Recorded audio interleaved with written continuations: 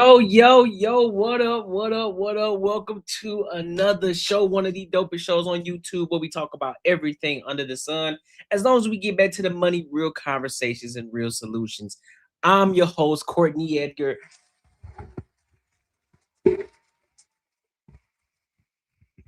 What's good with y'all, fam? How y'all feeling today on this fantastic Sunday?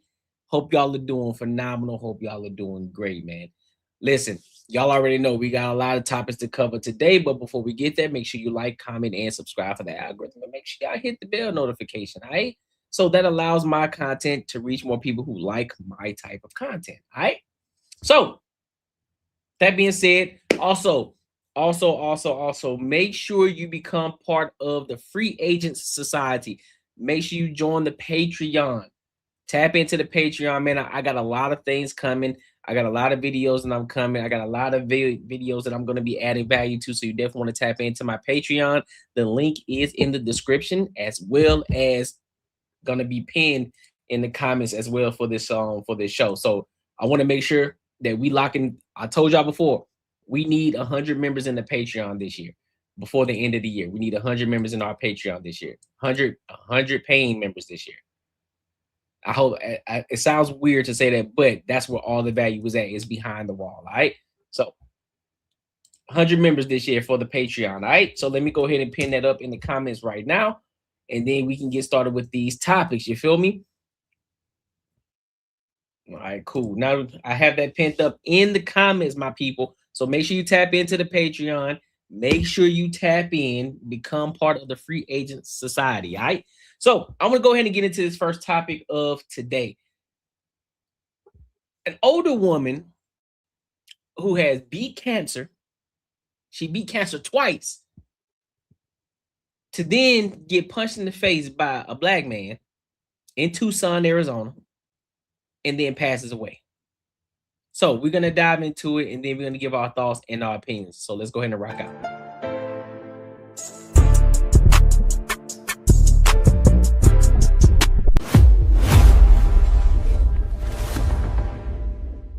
Tucson man is facing murder charges after police say he attacked a woman in her 60s who later died from her injuries. According to court documents, 27-year-old Desir Jefferson attacked two people at an apartment complex near Speedway in Alvernon. He allegedly punched a man, then hit 61-year-old Susan Durkee, who was knocked unconscious and suffered a brain bleed that eventually took her life.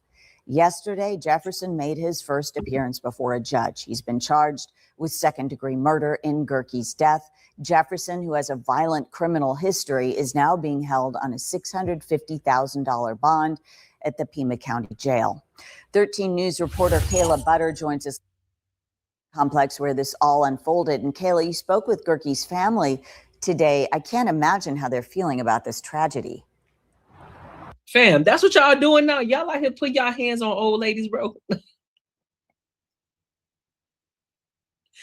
Listen, the situation in itself is unfortunate, right?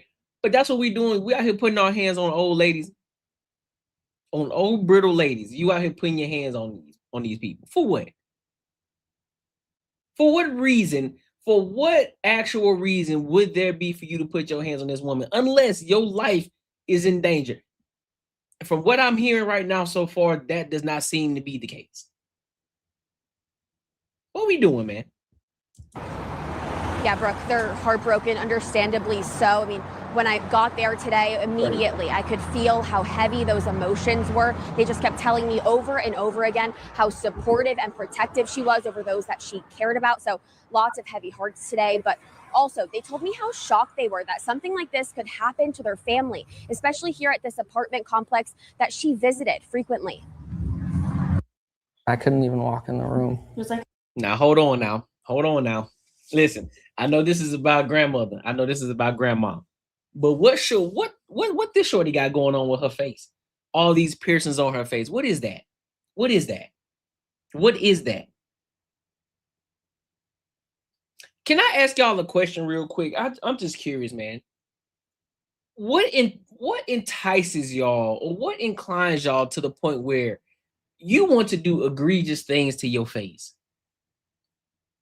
What makes you what state of mind do you have to be in to say, you know what, I'm gonna get a tattoo on my face because I think that's dope, or I'm gonna pierce my upper lip twice, my bottom lip twice, then I'm gonna pierce the bridge of my nose, and then I'm gonna pierce both sides of my eyebrows.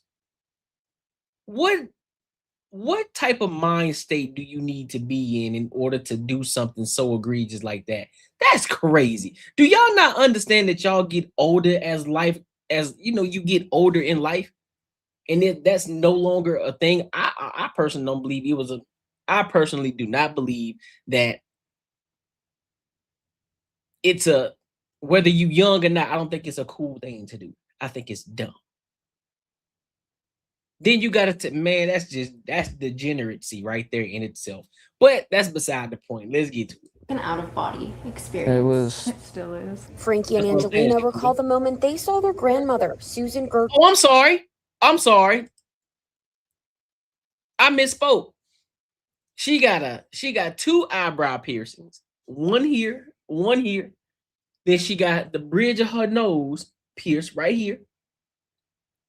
She got her nose pierced on this side and this side right here, and right here at the tip. Then she got piercings on this side and this side. And looks like three piercings on one side, three piercings here. And then another 3 joints right here. And then she got a little tattoo of 2 lines down her lip. Man. Susan Gerke in the hospital just hours after she suffered a brutal attack that gave her a brain bleed and ultimately killed her. And Gerke's daughter Felicia saying her mother's face looked unrecognizable. We had my 15-year-old son there with us, and he wanted to see her. She was beat so bad. We went in, I was like, he can't come up here and see her. There's no way. Last Friday, Gerke was at her boyfriend's apartment when she was allegedly attacked by 27-year-old Daser Jefferson, a man her family says she didn't know, after he began knocking on an upstairs neighbor's door. My grandma walked out and notified him, like, hey, like, nobody's there right now. And he got really upset and started cussing her out. According to court documents, that's when Gerke's boyfriend stepped in and was allegedly hit by Jefferson. The interim complaint says when Gerke tried to help her boyfriend up, Jefferson hit her, causing her to hit the pavement and lose consciousness. My grandma is not a person that likes being around confrontation. So she probably just wanted to get him up and go inside. Okay, so all right, here we go. So now we gotta play both sides really quick. First and foremost, this is where it's not funny, bro. It's not. But here's the side that we have to play. First and foremost, sometimes you just gotta mind your own business. That's one thing. Listen, bro, you in an apartment complex, you can hear everything, right? You can hear everything. You can hear what people are doing in the next apartment, next door. You can hear what people are doing on the floor above you and the one below you, damn near. So you pay for that. And so you have to, that's what it comes with the territory. Sometimes you just got to mind your business and you got to stay out the way. Unfortunately for this woman, she didn't stay out the way. She didn't mind her own business. She decided to step out and let old buddy know that wasn't nobody there. Now, we don't know the full story of how she said it, but I'm going to give grace. I'm going to give grace and say, well, listen, she probably just stepped out and say, listen, there's nobody there. You continue to keep knocking. You're waking up the people. Cool. That's cool. So more of the story, mind your business. Now, on the other side, there is nothing there is no excuse. There is nothing in the world that will make me believe that you needed to put your hands on that woman. There's nothing in the world to make you say, you know what, I'm finna clobber this bitch. There's nothing in the world that would make me believe that was something for you to do. Absolutely not. I'm not going for it. I'm not going for it. You deserve, get the book thrown at you, big dog. You deserve every ounce of sit down that you finna get. Every ounce of it. Keep your hands to yourself. If the lady came out and said, listen, ain't nobody, they be like, I bet. Cool, I appreciate it. Sorry for making noise or making a ruckus, whatever, and then you just move on about your day. But now you want to cause issues in the apartment complex because you want to be a degenerate. You want to be a degenerate. So now, oh, I see a white woman. Let me put my hands on her. Come on, fam. It's already bad enough. It's already bad enough. You can't continue to keep helping the case. You can't continue to keep helping the case, and you know what I'm talking about. And while Gerke's family is heartbroken by her death, they're also upset that Jefferson was out and able to commit the crime in the first place, considering he has previous convictions for violent acts. How many innocent people and family members have to get taken before the state figures out that you can't rehabilitate people like this? But for now, they're remembering the stubborn, hardworking, and strong woman who beat cancer twice. She's an old lady that literally worked her whole life to support her family, and that's you know how wild it is to be like, man, listen, I done beat cancer twice, and then God tell you, but yeah, you may have beat cancer twice, and I'm proud of you, but your life about to be taken by a punch. What? I beg your finest pardon. So you tell me I'm gonna beat cancer twice, but then I'm gonna get taken down by a punch? Oh, come on, man. Come on, man. You should have just let the cancer take me out. If that's the case, I'm just saying, bro. I'm just saying, that's crazy. The most memorable thing that anybody could do. A woman who was meant to celebrate her 62nd birthday in just a few days and was looking forward to an upcoming retirement. I love and miss all of you. Hope everybody's doing good. Till then, see ya. Bye, kids. But these people out here, something wrong with these folks out here in these streets, bro. Something wrong with them out here in these streets, man. But listen, if y'all gain any value from this video, make sure you like, comment, and subscribe, and make sure you share this with your family and your friends. And also, don't forget to join the Patreons, become part of the free agent society. All right, that's some wild stuff. Listen, if you enjoyed this video, be sure to check out either of these two videos right here, and make sure you share this post with your friends and your family. Type shit. Let me read some of these comments real quick, because I know some people popped in. What up, the genius? My dog AR Smitty. What's up, big dog? My boy Real Life PJ. What's good with it, fam? What's the word? What's the word? What is the word? Got Shakita in the building. My dog Zay in the building. What's up with it? What is the word? Oh, do we want to go to this one first? Huh? Do we want to? You know what? Yeah, we're gonna go in order. We're gonna go in order just like that. All right. So, excuse me. Do y'all remember that OnlyFans model who ended up that was out of Miami, who ended up killing her boyfriend? So she was the OnlyFans model. She ended up killing her boyfriend, who was a black boyfriend. You know, everybody was in the uproar. See, that's what happened when you get you a white woman. When you go over to the other side. Y'all remember that? I think they were arguing in the elevator or something like that. Then come to find out, Buddy ended up getting unalived by her. So we're gonna dive into this topic. So there's she just took a plea deal, a guilty plea. And so now we're gonna listen to this, and then we're gonna give our thoughts and our opinions. So let's go ahead and rock out. Now to an update, the family of Chris. Yeah. You say she about to get off? Bruh.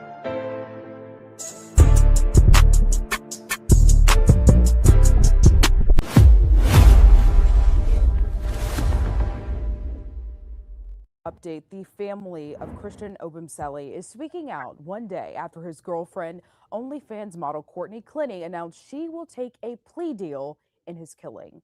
Edgar is accused of stabbing Obumseli to death inside their Miami apartment. CBS News Miami's Nakaya Carrero is your reporter in Miami, as the model will soon learn her fate. The family of Christian Obumseli have been grieving their son's death since April 2022. Through their attorney, they released a statement about Courtnee's decision to take a plea deal in the courthouse behind me. In less than 2 weeks, Courtnee is scheduled to sit inside a courtroom to learn how much time she will have to serve for the death of her on-again, off-again boyfriend, 27-year-old Christian Obumseli. His family's attorney released a statement Saturday that says, "I am pleased to announce the defendant Courtnee, the state, and the Obumseli family has reached a resolution that would avoid an unnecessary trial." It goes on to say, the resolution will be made public at a sentencing hearing on August 10th at 10 a.m. Pleading guilty and accepting full responsibility will begin the process of bringing closure to a very tragic, life-changing event for the Obumseli family. This comes one day after Courtnee's attorney made the announcement that the OnlyFans model would not be going to trial as planned. Her attorney said in a statement Friday, the terms of the agreement are not final until accepted by the court. Ms. Courtnee, 30, has been in custody since August 2022 in connection with the April 3rd, 2022 death of Christian Obumseli at the Miami apartment she rented. We will reserve. Fam, this is, listen, real life PJ, that's exactly what's about to happen. She ain't finna go. Listen, she's not about to go away for a long time, dog. She's not about to go away for a long time, because the reason was going to be, if they would have went to trial, she for sure would have lost, and she would have got an extensive amount of time. They would have thrown the book at her. But now, because she took that plea deal, oh, best believe, listen, man, listen, there's not much we can do. But however, if you take this plea deal, we'll be able to get some time off your sentence. And I'm pretty sure she's gonna have time served, right? Get you 5 years or so, slap on the wrist, and then you can get back out there to doing your thing and going out there just doing your OnlyFans or whatever it is that you were doing. That's exactly what's about to happen. She already doing time. She already doing time. So she gonna get that time served, and watch. She gonna listen. Her sentence is gonna be under 10 years, 100%. Under 10 years, 1000%. A smooth slap on the wrist. That's exactly what's about to happen. Further comment on the specific terms until they are placed on the record before the court. Courtnee is charged with second-degree murder after she allegedly stabbed Obumseli inside an Edgewater condo on April 3rd, 2022. This video shows an alleged confrontation in an elevator. And then look, on top of that, the video didn't even help. The fact that she continuously putting her hands on him. Listen, I got a question for y'all. What makes y'all think? I'm just curious. Are y'all not situationally aware and understanding that technology today, you can rarely do anything without a camera seeing you?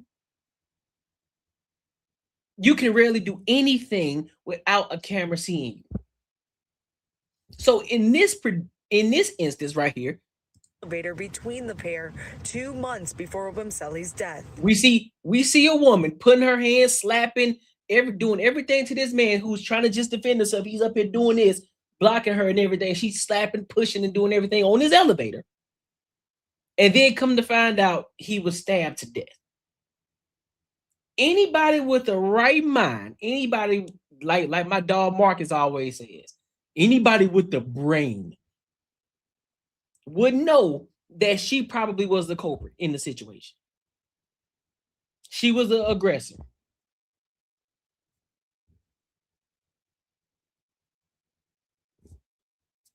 Y'all remember the Diddy case, right? What got Diddy is because Diddy ran down the hallway in the towel and he put his hands on Cassie. That's what got him.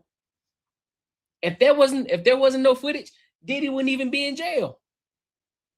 If you want to keep it a buck, Diddy wouldn't be in jail if it wasn't for that video. And this isn't necessarily the equivalent, but considering the fact that this got caught on camera, you're in the elevator, he isn't aggressing you at all. He's trying to remove himself away from the situation, but you're constantly being the aggressor. You're putting your hands on him, hitting him and everything. We're likely to believe that you probably were the culprit. Ain't no way around it. Evidence released since Courtnee's arrest has painted Look at him, I'm talking about a he- troubling relationship between the couple. I reached out to the Miami-Dade State Attorney's Office after the news broke about the plea negotiations. They could not comment due to this being an open, ongoing case. In Miami, Nakaya Carrero, CBS News. Hey, listen, bro. At some point, bro, we gotta see the signs too. There's always signs. There's always signs. That's why I always preface any woman like, hey, bro, if you feel as if you got to put your hands on me, dog, it ain't the fact that it's not the fact that I can't defend myself. You should have enough respect and you should know you should be situationally aware that you should not put your hands on me at any given moment. You should not put your hands on me. And if you do, I'm removing myself. I ain't gonna hit you. I promise you I'm not. I'm not gonna hit you. I'm not gonna touch you. I'm not gonna do nothing. I'm just gonna be like, I bet I see where your respect lies. I'm gonna remove myself. I'm gonna remove myself because here's the thing. It's not that I'm afraid of you. I'm more afraid of what I'm gonna do to you. So I'm gonna remove myself. Because if I get to that point, it's up and it's stuck. And then you're gonna wish you never put your hands on me. That's a fact. I'm gonna send you to the shadow realm, 1000%. Bing, bop, boom, boom, boom, bop, bam. The type of shit I'm on, you wouldn't understand. You feel me? I'm just saying, bro. I'm just saying. Fellas, y'all better watch out. Ladies, but ultimately though, overall, everybody keep y'all hands to yourself. There's no reason to put your hands on anybody unless there's a person that's an aggressor. They come to do harm and your life is in danger. Then that's when I say, hey man, commit to whooping ass. But other than that, there's no reason that anybody should be putting their hands on anybody. Keep your hands to yourself, bro. You ain't got no reason to touch me. There's nothing that warrants you to put your hands on me at all. Be like Denzel Washington. You better get your goddamn hands off of me.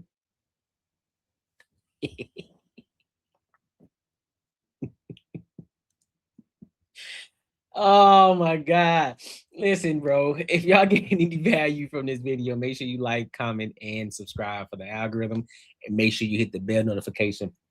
And don't forget to join the Patreon, become part of the Free Agents Society. Link is in the description as well as pinned in the comments. All right. Listen, if you enjoyed this video, be sure to check out either of these two videos right here. And make sure you share this post with your friends and your family. We gotta listen. We got another topic. Here's another side of white people. Y'all can't beat the case, man. It's hard to defend the case. It's hard to defend the case, bro. It's hard to defeat the stereotype. Running from so In and Out just had a situation. Well, in Idaho, right? Twin Falls. There was a shooting. Mass shooting at In and Out. Now, in itself, In and Out and shooting don't even go together. So I'm trying to figure out before we even watch the video, because I haven't watched it, I just heard about it. I said, interesting. Somebody shooting at In and Out. What could possibly be going on? What could possibly be happening to the point where somebody says, you know what? I'm finna grab my AR and I'm finna let these hoes off. So we're gonna get into it and then we're gonna give our thoughts and our opinions. So let's go ahead and rock out.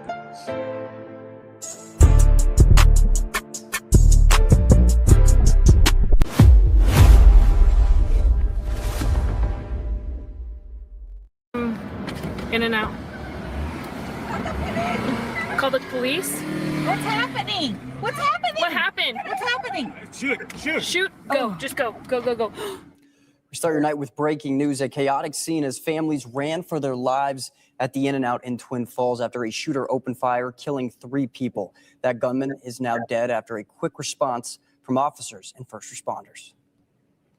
Twin Falls County unit, if you're in the area of In-N-Out have report of a possible active shooter.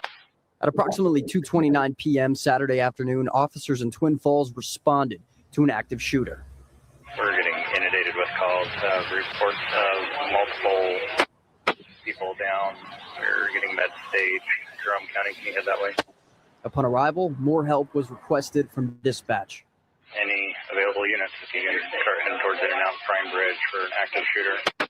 Dispatch received multiple descriptions of the shooter from 911 callers before the carnage finally stopped. And I have one with black hair, black shirt, black glasses, another blonde hair wearing a white shirt with a red hoodie around his neck, and then maybe a dark shirt, tan shorts.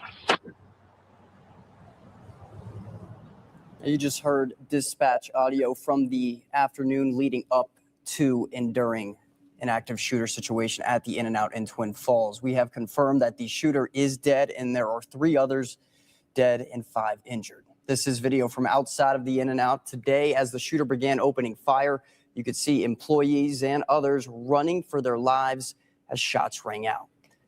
We have team coverage here tonight. Tara. I'm trying to understand something. So again, what makes a person say, I'm going to In-N-Out and I'm finna let these hoes off? I'm finna let these bitches rumble.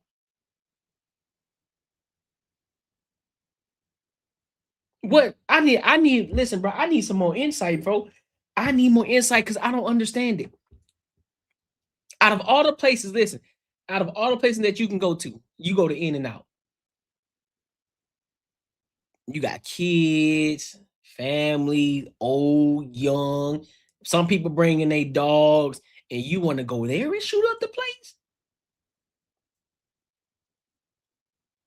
Holton spoke with those in the area on what they saw and heard, while Abby Wilt is live outside of the In-N-Out, and our own Morgan Romero spoke with a witness as well. We start with Abby. Abby, what other information is starting to come out here tonight?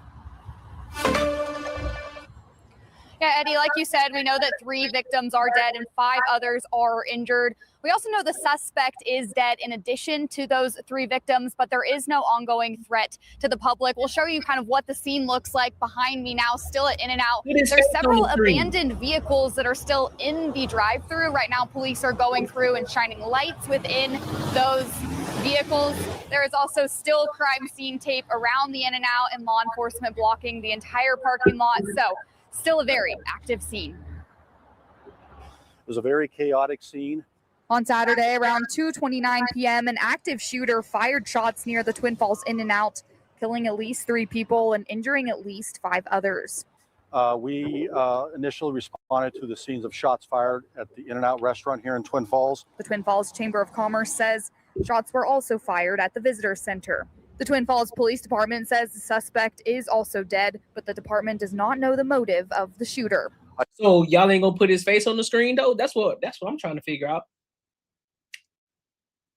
Y'all ain't gonna put his face on the screen? Why? Why? Why not? So we can dissect the situation and figure out what's going on. Put his face on the screen. Somebody know who he is. Somebody can give us some insight on what's going on and why this individual decided to go out in public with an AR and start shooting up the spot. You see what I'm saying? No, put his face out there. I need them, or I need it on the Jumbotron. I need to see his face. Don't be trying to hide it. No, put his face out there. Let the world see this degeneracy. Let the world see. I can also reassure the community right now, we believe that the threat to the community is over. People who were injured were transported to the St. Luke's Magic Valley Medical Center as police worked to notify next of kin. The surrounding businesses sheltered in place, and people in the area were bused to the Twin Falls courthouse to reunite with their families. We have literally hundreds of people that were in some way, shape, or form in the area of this restaurant at the time. The Twin Falls Police Department was first on scene. This is the most chaotic scene that many of them will ever have in their careers. They rose to their training. They rose to the level that our community expects. And now partnering agencies are jumping. Y'all didn't even catch that, huh? He said that's the most chaotic that they will ever have in their career. So what that tells me is That's a really good neighborhood that they in. That's a really good community. That means those police officers, nigga, the most action that they would probably get is a cat being in the tree. That means they go to work every day to the point where they dang near ain't gotta worry about risking their own lives. It's almost like a desk job going there. That's the most chaotic. Hey, listen, y'all better go to Twin Falls. Twin Falls seems like the place to be. You trying to be a police officer? Listen, man, I need to get my 20 years, get my retirement, and get my pension. Listen, I'm about to go become a police officer for Twin Falls. Sound like they be chilling, they be kicking it. Don't nothing be popping off. None be popping off in the area. In to help to investigate the scene and identify what happened. State partners, federal partners, along with the FBI and the ATF have called to assist us for help. They have resources on the way here so that we can properly document the scene. The police department is asking you to refrain from spreading any rumors about the shooter and is asking anyone with information to contact them at 208-735-4357. Stand by. Forget the rumors. Put the face on the screen, bro. Put the face on the screen. That's what we want to see. Put the face on the screen.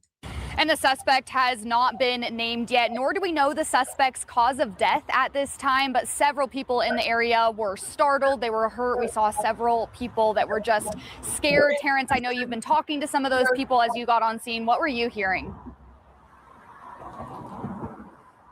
Abby, a terrifying scene here at the In-N-Out. People running out of the restaurant as well as the drive-thru. That's what was described to me by one witness, and everyone rightfully terrified for their lives. Now, in this video we're about to show by Haley Dorado, she describes seeing the chaos and see a woman with children running away from the parking lot. Someone yelling, "Shoot, shoot," in reference to the gun.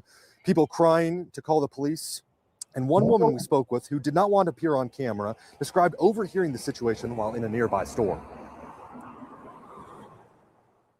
She said just the shots just kept coming and coming and coming, and she was surprised because she thought it would be over sooner. And then they kept saying, just don't move, don't move. And then she saw a couple of people start to move, and so many of them just slipped out the side door or the back door or something. In the press conference with media, Police Chief Matthew Hicks described it as likely the most intense moment for a lot of first responders. None have been called for anything this intense in their lives. And as Abby mentioned, multiple victims were taken to St. Luke's Medical Hospital for treatment. We're hoping to hear a little bit more about their conditions. Anything that we can learn, we will share later.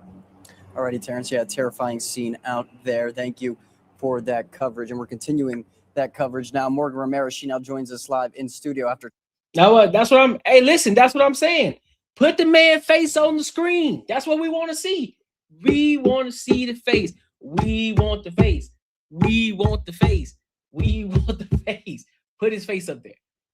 Talking to a man who watched what he describes as a shooting rampage. And I know all the videos that we've been seeing on social media, Morgan, I could only imagine just how scary of a situation it was. Yeah, he's certainly still processing all of it. Eddie, Lane Cohen says shots were being fired all around him. He was on his way home from work when he stopped at the light on Blue Lakes Boulevard, and he says he saw somebody firing into a car just feet in front of him outside that crowded new In-N-Out. Cohen says he looked to his right and the shooter was just 30 to 40 feet away from him, firing what appeared to be a semi-automatic rifle. He describes the shooter as young, pale, with glasses and black hair. Cohen told me he doesn't know what happened with the person or people in the car in front of him that were getting shot at, but he saw them drive away. And of course, he hopes they're okay. And then he saw this man in the In-N-Out drive-thru with a handgun start firing at the shooter. He took this video as he drove away from the stoplight, and the two exchanged gunfire. Cohen says this man was shooting from a distance, but he might have saved lives because he distracted the shooter enough to get him to stop firing into traffic. I was able then to get my vehicle out and drive around the corner into the parking lot next door. And the last I saw the kid, he was hiding behind the In-N-Out sign, or the shooter, and he was exchanging gunfire with this this other person with this handgun in the drive-thru. They were both running around trying to dodge bullets, it looked like, but and so I went around. There's people running all over the place, freaking out, obviously. And I park and I run over to the restaurant, and you can see people in the parking lot area. There was this girl that had been shot, obviously. Another In-N-Out worker was trying to drag her through the vehicles. When I got up there, he got her to the sidewalk, and he is totally hysterical, losing his mind. She shot through the middle of her chest and in and out of it. And so we're trying to keep her, wake her back up, block the wound. Cohen says law enforcement and paramedics got there really quickly, but he doesn't know how that young In-N-Out worker is doing now. He said the shooter continued to fire rounds aimlessly without control. I couldn't tell rhyme or reason, and even looking back, I don't know. It looked like he was shooting at random. And a lot of shots. We're not talking 5 shots. We might have a picture. I think I got a picture, y'all. I think I found a picture. I think we found a picture. And it looks like it's a, hold on. Let me blow it up real quick. Let me blow it up for y'all. Give me a second. Boom. So that's supposedly supposed to be the shooter.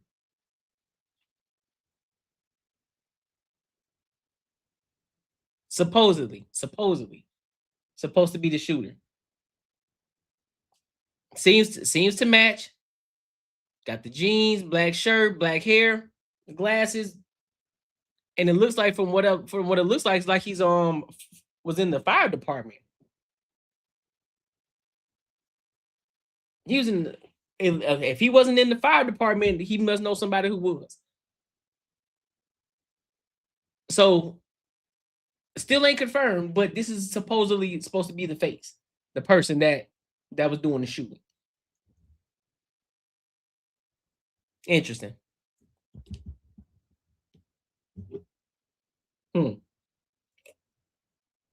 Okay. All right. We at least we got a little bit of insight.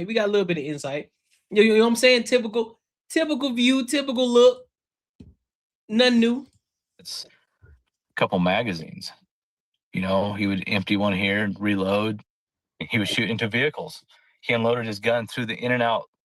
It looked like the drive-through window. He was parked up in there and send a magazine through the drive-through window. Then the last I saw of him, he was running down. No, it ain't. No, this ain't race obsession. No, sir.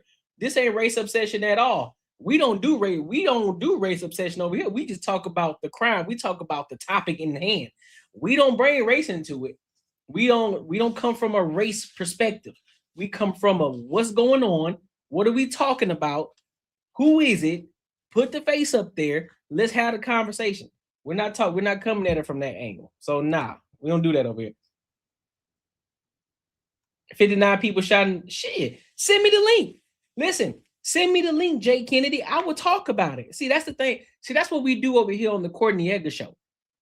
We talk about everything. We don't look at it just from a black perspective and only try to protect the black folks. No, we talk about them too. Just as much as we go talk about the white degeneracy too. And the Mexican degeneracy. We talk about everybody. That's why I always coin the phrase. We talk about everything under the sun, but as long as we get back to the money, real conversations, and real solutions. Another one. You feel me?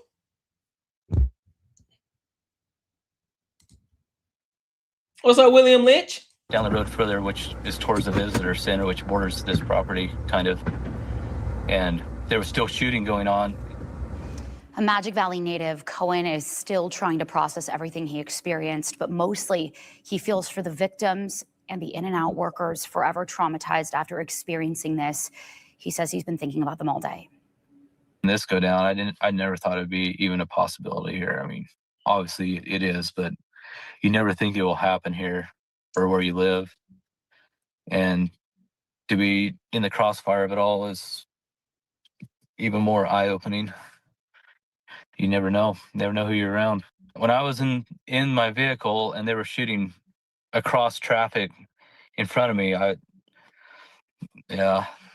thought there was a good chance I was going to take a round. I was kind of hunkering down. Eddie, as I mentioned, we don't know. Hey, man, it's starting to seem like a trend to me, right? Where all of these mass shootings happening in towns where the towns are small, in these small spots. You don't typically see like mass shootings like that in bigger cities. You don't necessarily hear about them. Like, yeah, you hear shootings and things like that, but we're talking about these type of shooting, these real deal mass shootings, where one person comes out with a rifle and they just start upping the blicky on everybody. They tend to happen in these smaller spaces, in these smaller communities. I wonder why. Are they going crazy? Is there something that they're trying to get away from? Is it like what is it? What drives them to that point? That's what I want to know. What makes you think one day you wake up one morning and you say, you know what? I'm sick of this. I'm finna get to it. Let me grab my rifle, and anybody that get in my way today, I'm upping the blicky on them. I'm letting it off. What state of mind do you have to be in order to get to that point? To go to a public place where there's children, where there's women, men, everybody trying to have a good time. They're trying to enjoy themselves. They want to get them a double. They want to get them a burger, you know what I'm saying, with some animal fries, and they want to kick it in a vehicle and just eat their food. Or they want to go inside, sit outside, enjoy the outside weather, enjoy the outside, and just have fun and have a good time and enjoy their quality time with their family. And then you want to go and mess that up by coming out there just trying to shoot everybody, shoot the whole spot up. What type of mindset do you need to be on?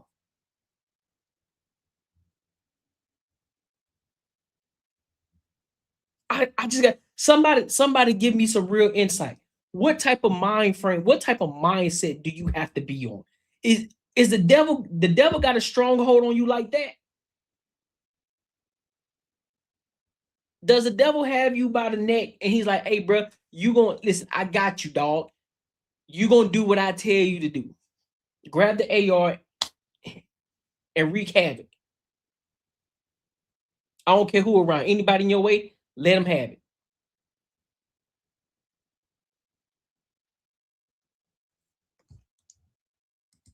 He says these dudes be emotional. They do. They be off their rocker, bro.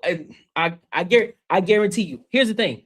They're gonna try to claim it as he was on medication, he was going through something, it was depression. Nope, I'm not going. He was a demon.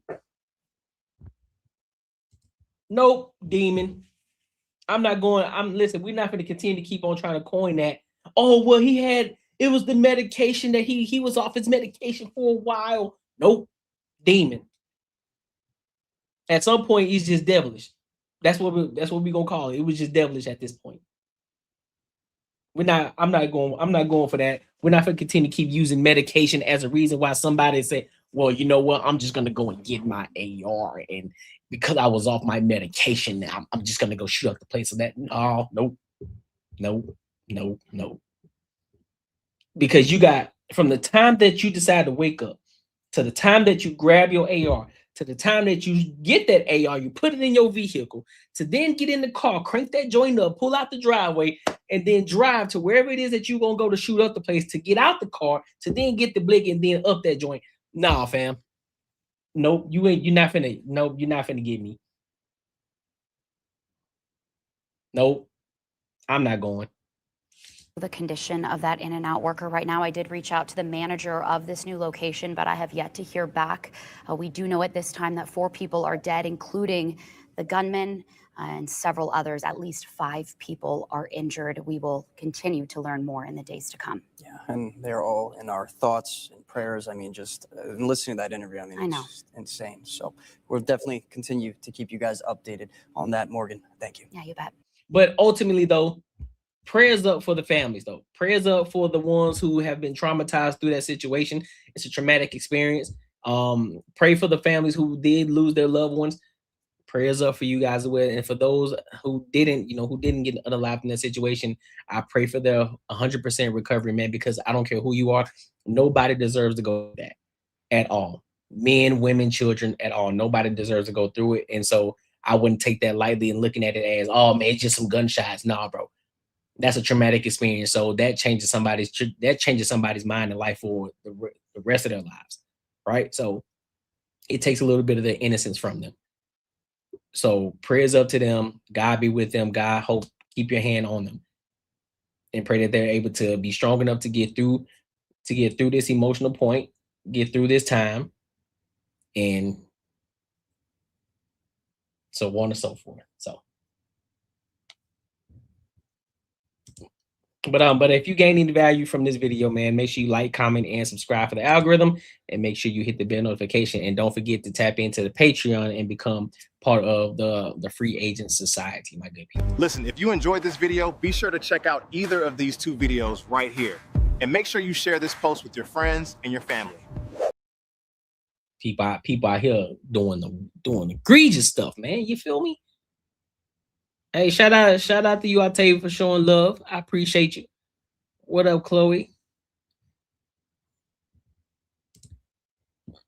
All right, so what we got next? Ooh, no, we ain't gonna get into the relationship one yet. I want to get into it since Kennedy, Jake Kennedy brought it up. I thought this would be a great idea. So this Nolan Wells case has been going on for a minute, right? Been going on for a minute. Many people have had think pieces about it. Many people are standing on one side of the aisle. Many people are standing on the other side of the aisle. And there's some that are sitting on the fence about the entire situation. As more and more evidence comes out, interviews being done, and we start to have just a little bit more insight on what's going on. People are saying that Ben Crump, they just, they there for the visibility. They're not really trying to help because they always seem to just glorious pop up when it's a white versus black situation, but they never tend to show up when it's a black on black, right? That's what some people are saying. Then the other individuals are saying, no, y'all are wrong. They looking out for the community. Some people are saying that the mother was lying. So many different things. Now you got Mr. D.L. Hughley talking crazy to Officer Tatum. Now, for most people who don't know who Officer Tatum is, he talks a lot of he has a lot of political debates. He talks about a lot of political things. A lot of people say that he is white leaning. And that because he went down to Mississippi and he did an interview with all the friends, the ones who claim to be Nolan Wells' friends. Now everybody, D.L. Hughley in particular, is the one that's saying that, basically calling him a coon, for lack of a better term. All right. So we're going to get into it, and then we're going to give our thoughts and our opinions. So let's rock. Just say about 6.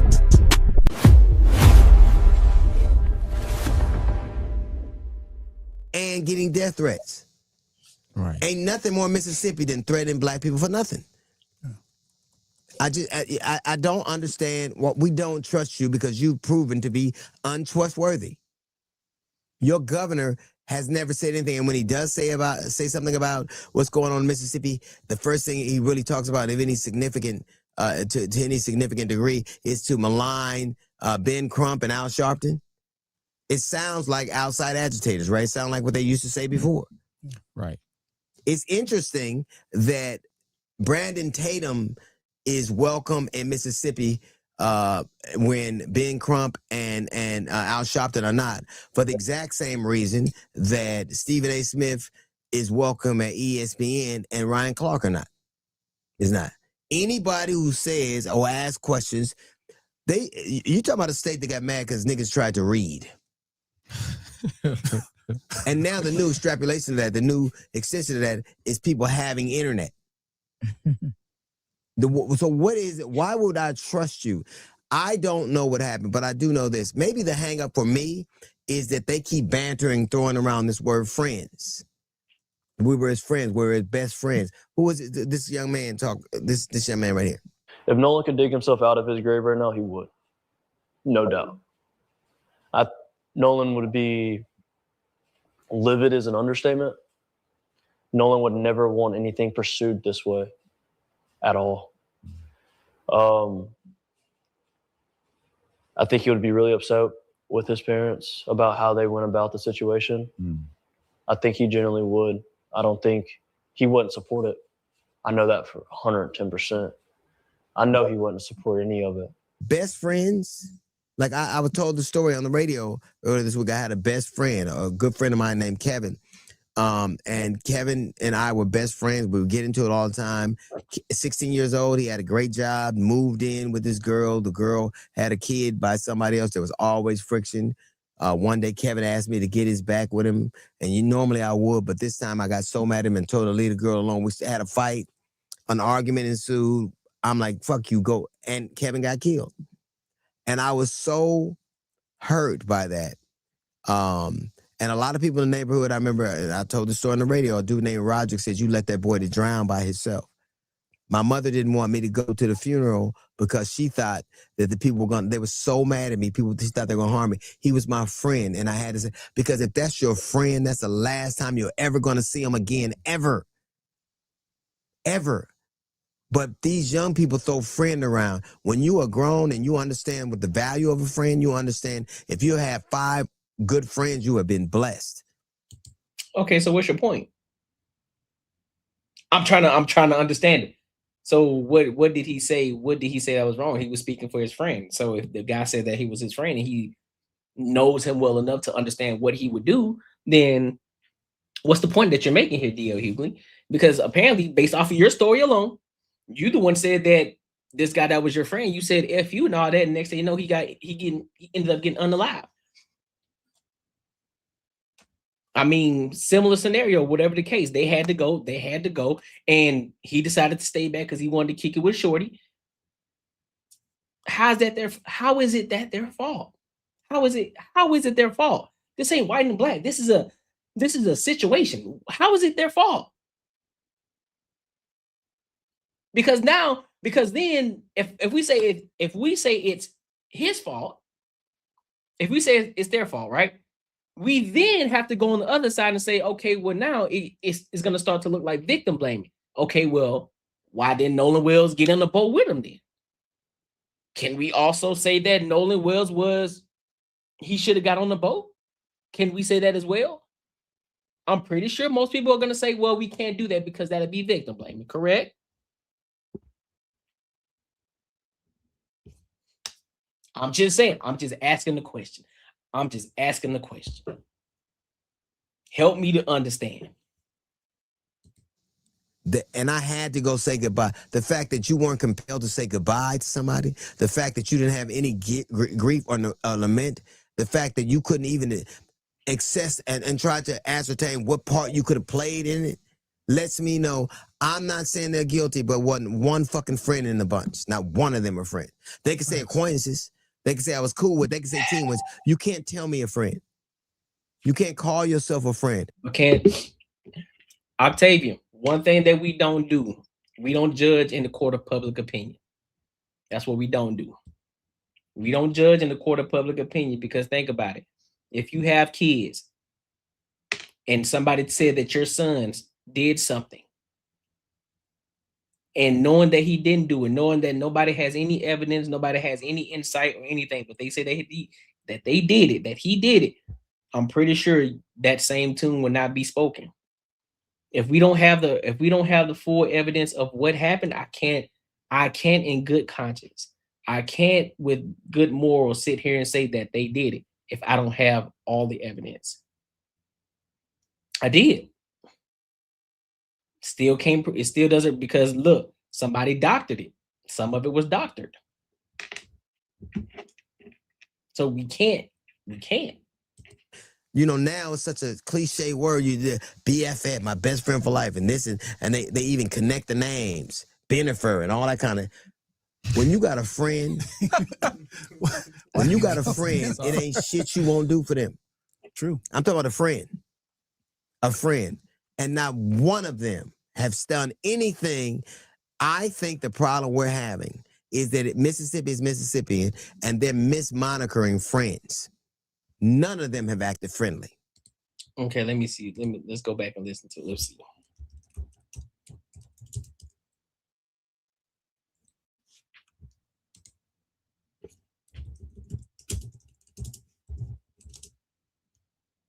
Jesus Christ.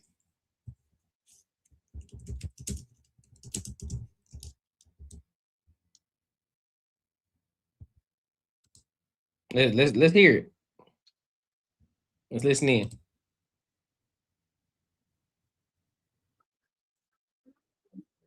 That ain't what we want.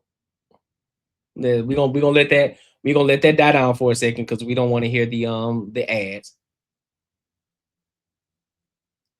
Yeah, Chad USA. Yeah, that's what this is. That's what this is.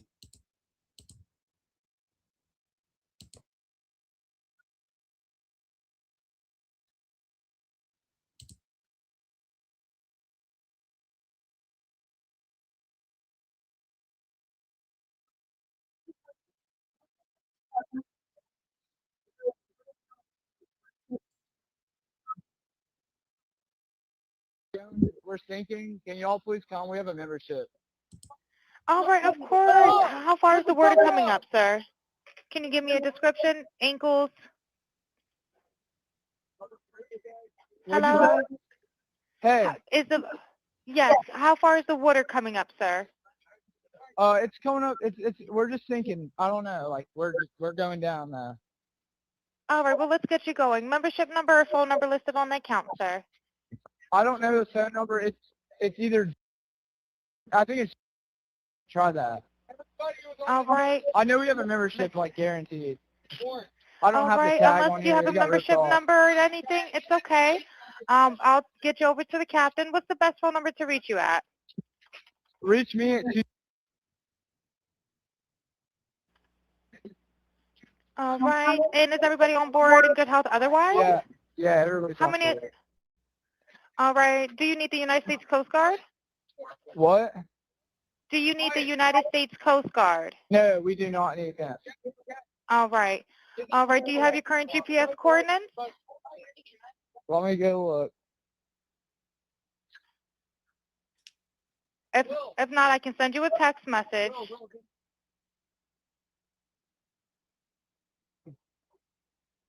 North. All right, are you ready? Yes, sir, I'm available. North 30 degrees. By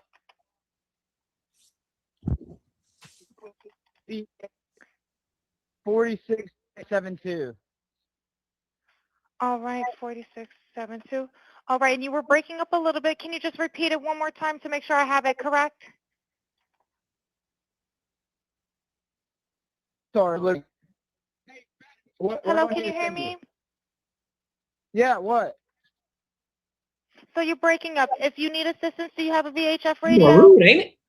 No, we do not have the VHF radio. All right, well, let's try to get you going because you don't have good cell phone reception. Can you verify your coordinates one more time? Okay, my coordinates are 30 degrees by 14.684 north, and then west by 88 degrees by 46.79. Right, looks like you're on Horn Island, correct? Are you Yes, on we are Horn at Horn Island? Island. Yes. All right, is the boat sinking or you have it aground? We are sinking, yes. Is it aground is the question? No, we're not aground. We are in Okay. 17 foot of water. We're in 31 foot of water. All right, have to ask. What do you want to do? Do you want to be towed back? I want to get this boat unsank and towed back, yes. All right, where would you like it towed to, sir? You can tow it to Ocean Springs Harbor, or Fort Bayou Launch. All right, how many adults and children on board? No, there's no children. So is there anybody on board? How many adults, sir? That was the question.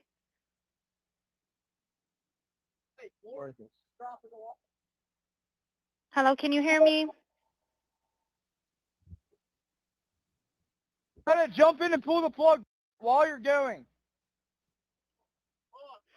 Hello, sir. Hello. Yep, I just need you to answer these questions so I can get you. So it sounds right now it sounds like there's a lot going on. He trying to keep himself calm while the boat is dang near sinking at the same time. She asking a ton of questions, and I'm pretty sure the guys in the back are doing whatever they're doing. So he's trying to get their attention and get them off the boat. I can understand the situation. I can understand the situation so far, but nothing alarming so far that I'm hearing. Over to the captain. Okay. How many adults on board? So, there are 0 adults on board. There's nobody on board the boat? No. Nobody right. here is over the age of 21. Sir, that was not the question. Is there a person? Is there a person, a living individual on the boat? Well, he did say no. There's nobody on the boat. Hello? Is there a living person, someone breathing on the boat? Is there anybody on the boat? Yes, there's lots of people breathing on the boat. All right. How many people, sir? Like 7. All right. Thank you. Does everyone have life jackets on or available to them? Yes, we have life jackets available. All right. Verify what boat's sinking. A Triton, 22-foot offshore, 22-foot Triton offshore sea flight hull.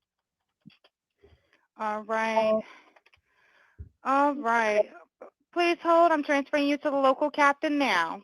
Nothing, Octavia, nothing about this says guilty yet. Like, there's nothing incriminating. What are you talking about? There's nothing that says incriminating about this yet. Nothing. He isn't. He's just frustrated because there's a lot. You can hear the frustration in the voice, of course. And then to add fuel to the fire, there was also alcohol involved. So yeah, there's a lot of different things going on. Okay, thank you. This is Captain Seth. Hi, Captain Seth. This is Vicky from International. How you doing today? Doing good. How are you? Good, good. I apologize ahead of time. I really do. You're going to have a fee for service come up under. Okay. It sounds like a bunch of kids on board on Horn Island. He's letting me know that his father's a member, but he can't give me any information. And he's saying the boat is sinking. And he's on Horn Island. It's just unfortunate. He's just a kid. There's a lot going on. So Right. he said there's about a lot of people on board. He says he thinks about 7. I'm guessing they're all under 18. Okay. And I'm not trying to be rude. He wants you guys to go out there and unpump the boat and then tow it in. Do you know what kind of boat it is? He said a Triton 24-footer, but that's all he can give me. Okay. All right. Yeah, I just actually got off the phone with his grandpa, who I'm guessing is the owner of the boat. And he said, okay. I just hung up with him. He said that they don't need any help right now, but if something changes, he'll call me back. So I'm guessing that they may have figured it out, because that's what he said. So they're in a panic and their boat won't crank. Yeah, they're in a panic. He's saying the bilge is not keeping up. I asked for Coast Guard. He said no, but he's just really upset on the back end. And, I get it. It's a kid. He just doesn't understand. Oh, okay. Do you still have him on the line? Yes, I still have him on the line. And again, I couldn't find, he couldn't give me anything regarding his grandfather's, membership. So it's just under fee for service.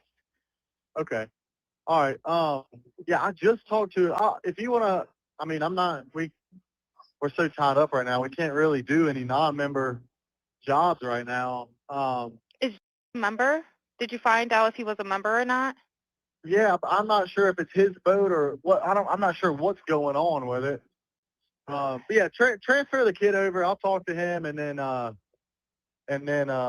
call his grandpa back as well. All right. And did you want me to look up membership number or anything like that to see if he's up? I know you guys are. You can try this cell phone number. Yes, sir. Yeah, that's what I'm saying. So like, there's a lot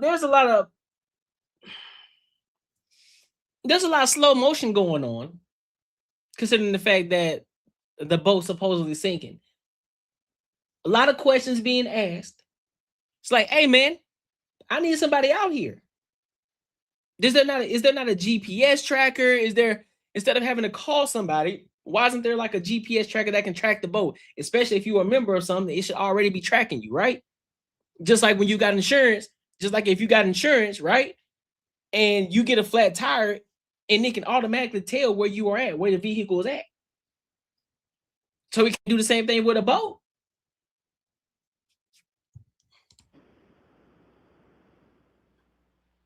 Anything on his phone number? All right. Yep. Yeah, he's an active member. Hold on. What kind of boat do you have on there? No, I don't, McDowell. I don't find it suspicious because I've done that before. I've had a flat tire before, and they reached out to me and said, "Hey man, do you need help?" Nah, I don't need. Nah, I'm good, bro. I did call the insurance because I thought I did, and so they hit me up. I said, "Nah, actually, bro, I don't even need the help," and I changed the tire myself. So I mean, it happens. So I'm not looking too far deep into that. Same boat. Yeah, he's one of your members. Yep, 22-foot Triton. All right, I'll just disregard this one. I'm gonna send you over an accurate one under this one. Okay, he's one of your members. You'll get in a couple minutes. Okay. Okay, perfect. All right, and yeah, just transfer this kid over whenever you get a chance. All right, transfer him now. Thank you again, Captain. All righty. Stay safe out there. It's crazy. Have a drink. Oh, it's wild. All righty, thank you. Thank you. Bye-bye. Bye-bye. Hello? Hello? Are you there? I apologize. I will be disconnecting due to lack of response. Okay, in this video, I didn't hear anything. I didn't hear anything that's incriminating. We all can build up suspicion or a certain narrative, but I personally didn't hear anything that says, "Oh, they're guilty." No, there's not enough. Nope. Can't get me. You're not finna finesse me out of that one. None of them have done the things that we associate with friendship. Right. They held on to the phone. Right. I think they're being advised or just told you can't be there. Except when Officer Tatum comes through, they've been welcomed to an interview. I would say this: when you hear what I feel wet. My ultimate goal, first and foremost, here's my thing. My ultimate goal is to get down to the bottom of the situation. I want to get to the bottom of it. I don't care if they're black. I don't care if they're white. I don't care. I want to get down to the bottom of what happened. The crime. I care about the crime. What happened? That's what I want to know. I don't care about the narrative of what we think is happening. I don't care about the speculation of what happened or who did it. I want to know who did it. And us speculating don't help. Me speculating doesn't help the situation. Me speculating does not help solve the crime. We go by what we know. We go by asking questions and figuring out and getting down to the bottom of the situation. So that way we can get true justice. Not based off of what we're talking about or what D.L. Hughley's talking about. Oh, well, what about the history of Mississippi? Cool. Bruh, I went to school in Mississippi my freshman year of college. I lived in Mississippi for a little bit. So I understand what's going on out there. Now, fortunately enough for me, I never came across any situation like that happened. Also, I was born and raised in Alabama. So listen, I'm not naive to the situations at hand here, but everybody in the South ain't racist, bro. Let's keep it a buck. We understand what happened in Mississippi. We understand that those things happened back then, but I'm not going to continue to keep using that as fuel to speculate and think that, oh, well, yeah, they're guilty because what happened 30, 40 years ago, I can only go based off of it. Nah. Because how many cases have there been where they got it right? We keep talking about what you did wrong, what happened here. Okay, what about when the justice was served, that was right? It was the right verdict. We don't have that conversation. So I'm not going to speculate. If we can sit here and say, well, what about this time here? This person here he definitely was innocent, but he got found guilty, or she was innocent, she was guilty, but she got found innocent. Okay, bet. What about the times where the person was found guilty, was actually guilty, and then they were served they were served for justice? What about that? Pull up those stats too. I want to know.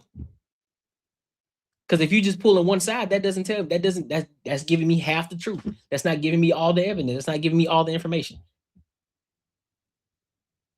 That's why I don't do court of public opinion. I don't do it.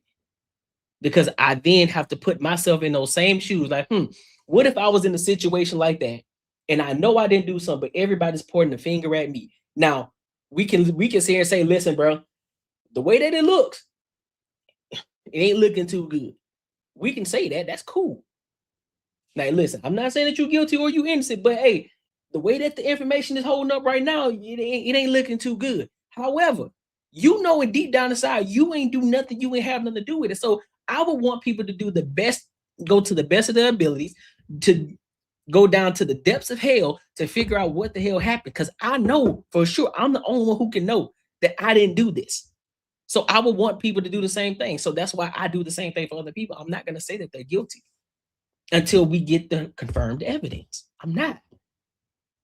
Regardless of what spidey senses are tingling, regardless of what my gut is telling me, I'm not doing it. We don't have all the logical evidence. That's the thing. We don't have all of it. We have some of it. And so if some of the evidence can look at it and say, might be guilty, cool. But we can't say that they're guilty. We can say, hey, it's leaning towards this way, but I don't know yet. It's a difference between saying, oh, yeah, they guilty for sure. It's a difference.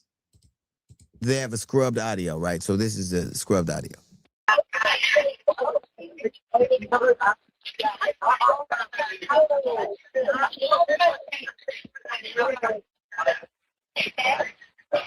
I would say this. Hold up. When you hear, they have a scrubbed audio, right? So this is a scrubbed audio.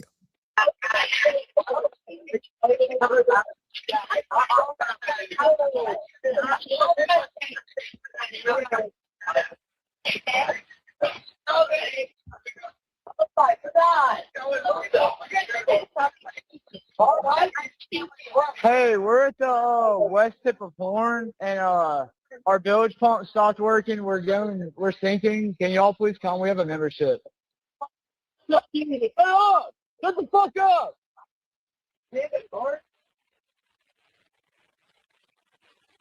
They're threatening the woman who scrubbed the audio. Why is it that black? Okay, so I hear a female's voice around it. Supposedly the girl that he was with, that he was kicking it with. I hear that. Because mind you, there were hundreds of kids at the spot. So this is where we continue to miss that part. So if they're both singing, because it sounds chopped too. From look, because it goes from chopped to clear. Listen, it goes from chopped to clear. You can barely hear anything that's being said. And then it goes all of a sudden to the video that we was just listening to. The audio that we were just listening to. Watch. Here, they have a scrubbed audio, right? So this is a scrubbed audio. Pay attention. It's all scrubbed. It's all, you hear a lot of friction in this. I hear a woman's voice.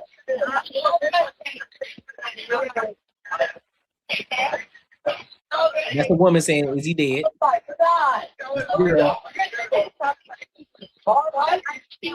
Hey, we're at the west tip of Horn, and then say, hey, we at the west tip of Horn. So was it somebody else's phone that little piece was being recorded? Or was it that same audio was it the same phone that he was using?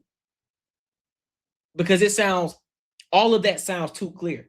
So because it goes from everything being choppy and you can barely hear it scratchy, and then you go to his voice talking about they're talking about being their boat is sinking. So what happened? our bilge pump stopped working. We're sinking. Can y'all please come? We have a membership. Shut the fuck up! All right, Octavian.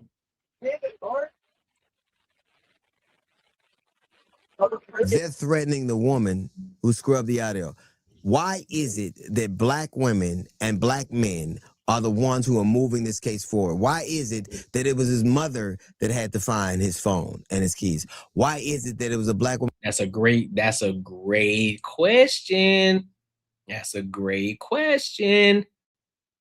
Now we got to ask the question. Okay, the boat was sinking. That means how do you get a hole?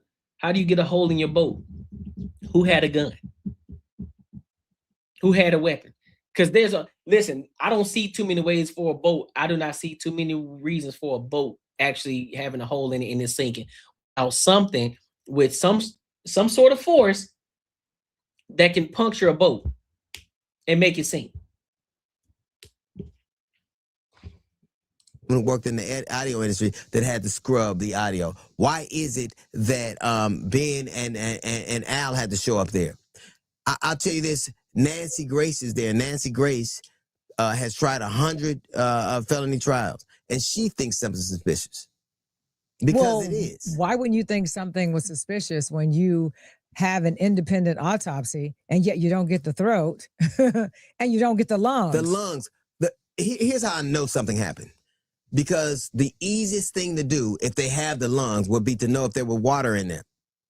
Then they could say he drowned. Now, all the other places we're getting to, at least you would know he drowned. We're not even getting that.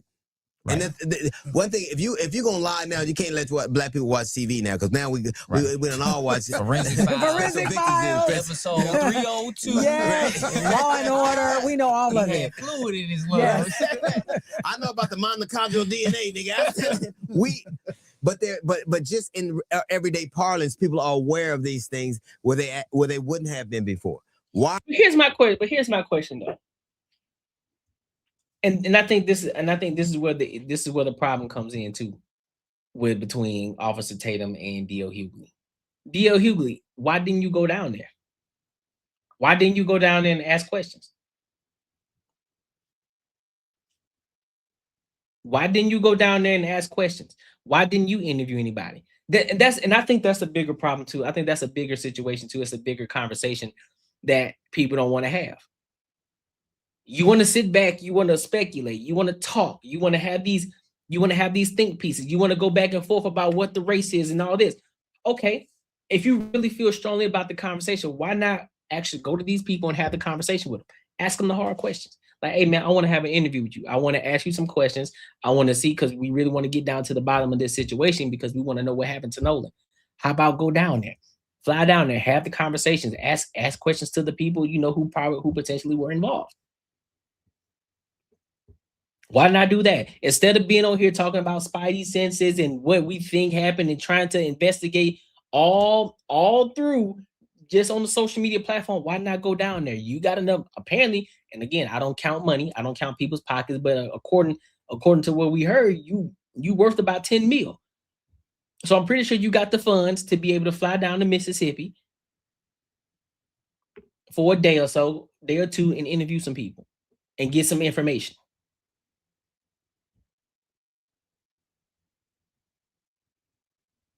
I'm just saying. Because if y'all feel that strong about it, if y'all really are that strong about it, go down there and ask questions. Go and touch some grass. Go out there, put boots to ground, and see what's up.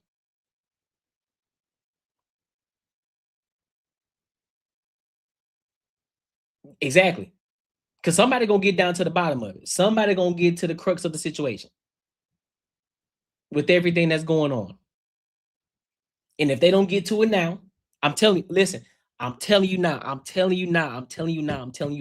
If y'all don't get to the crux of it, for all of y'all who have the ability to go fly down there and ask questions and get into contact with these people, if you don't go down there and start asking questions, if you don't go down there and start actually deep diving into what's going on with this situation, I'm telling you, 9 times out of 10, what's going to happen if it goes to court, it's going to be inconclusive.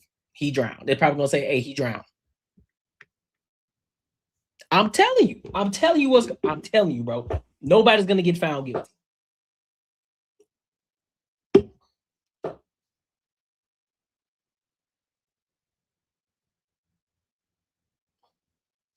You got to. That's what I'm saying. And that's why you got to ask questions.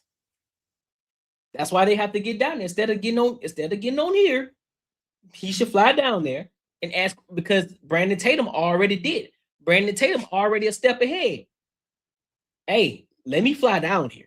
Let me actually go see these people and have these conversations. Let me reach out to some people and ask some people some questions who were involved or potentially involved.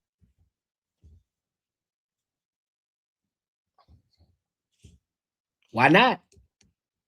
That's how you get down to the bottom of it. You got to ask questions.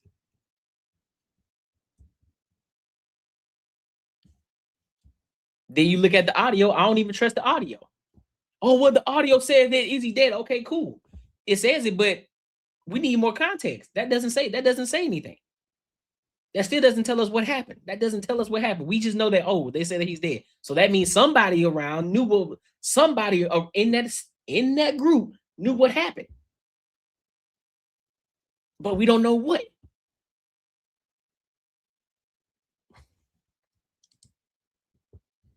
Why am I telling Adam to go down and ask questions that the police and should do? Okay, because you're talking about should-isms.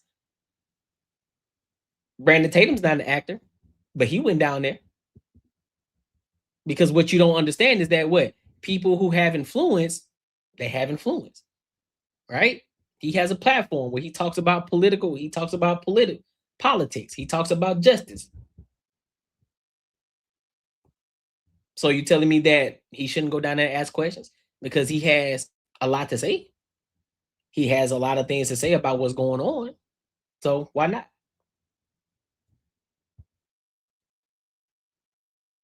Why not, McDowell? Oh, you think just because he's the actor that he shouldn't go?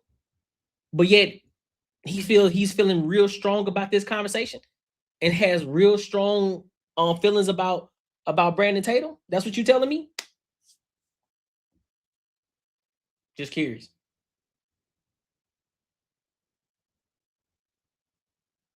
And if you don't trust, and then if you don't trust, like he said, if you don't trust Mississippi because of what happened in the past, wouldn't it incline you even more to say, you know what?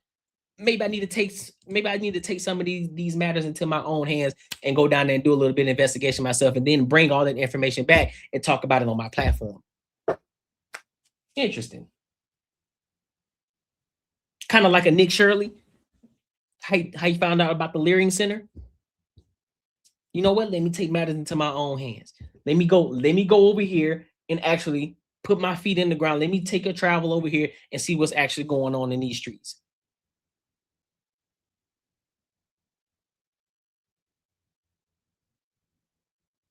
Exactly. But again, you're proving my point.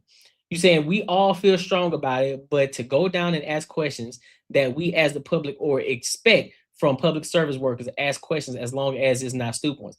Again, you're still missing the point. You're talking about what should happen. We both are, technically speaking, we both are talking about what should happen, right? Yes, officers should go down there and ask questions. But based off of the context of him saying, we don't trust Mississippi. We don't trust based off of what happened back then and from all the justices. We don't trust that justice system. So why would you try to trust it again by allowing the police to do their job? When you said already that you don't trust it. So you're going to trust it again? You can go down there and ask questions yourself. Get in the mix. Because if you feel so strongly about it, go down there and ask questions. That's y'all problem now. Y'all don't want, when it's time for you to do the work, y'all don't want to do it. But y'all got everything to say about it. Y'all feel strongly about conversation. Y'all feel strongly about certain things. But then when it's time for you to put boots on the ground, when it's time for you to take action, you don't want to do it. Now it's, oh, well, isn't that supposed to be their job? No. You feel so strongly about it. Okay, we'll do something about it then.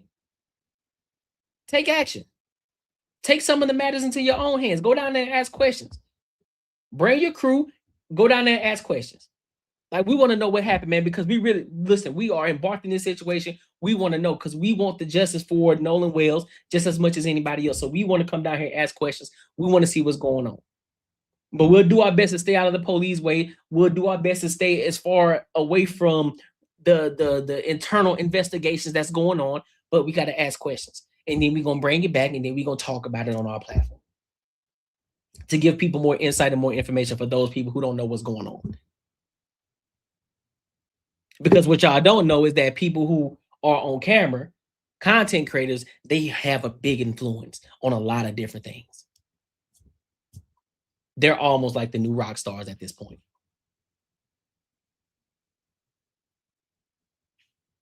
Who's a shield for the white man? Who is? You tell. You know what? Let me keep playing this video. Why are you holding on to the key? We can tell if something happened to his throat. We can tell if something happened to his skull. We can tell if. Okay, that's fine. You don't got to trust the United States. That's why you take matters into your own hands. And listen, you can either do what you do in the United States of America, become the best version of yourself, get to this money, become rich as you possibly can in America, or you can go to a third world country. Ain't really much you can do.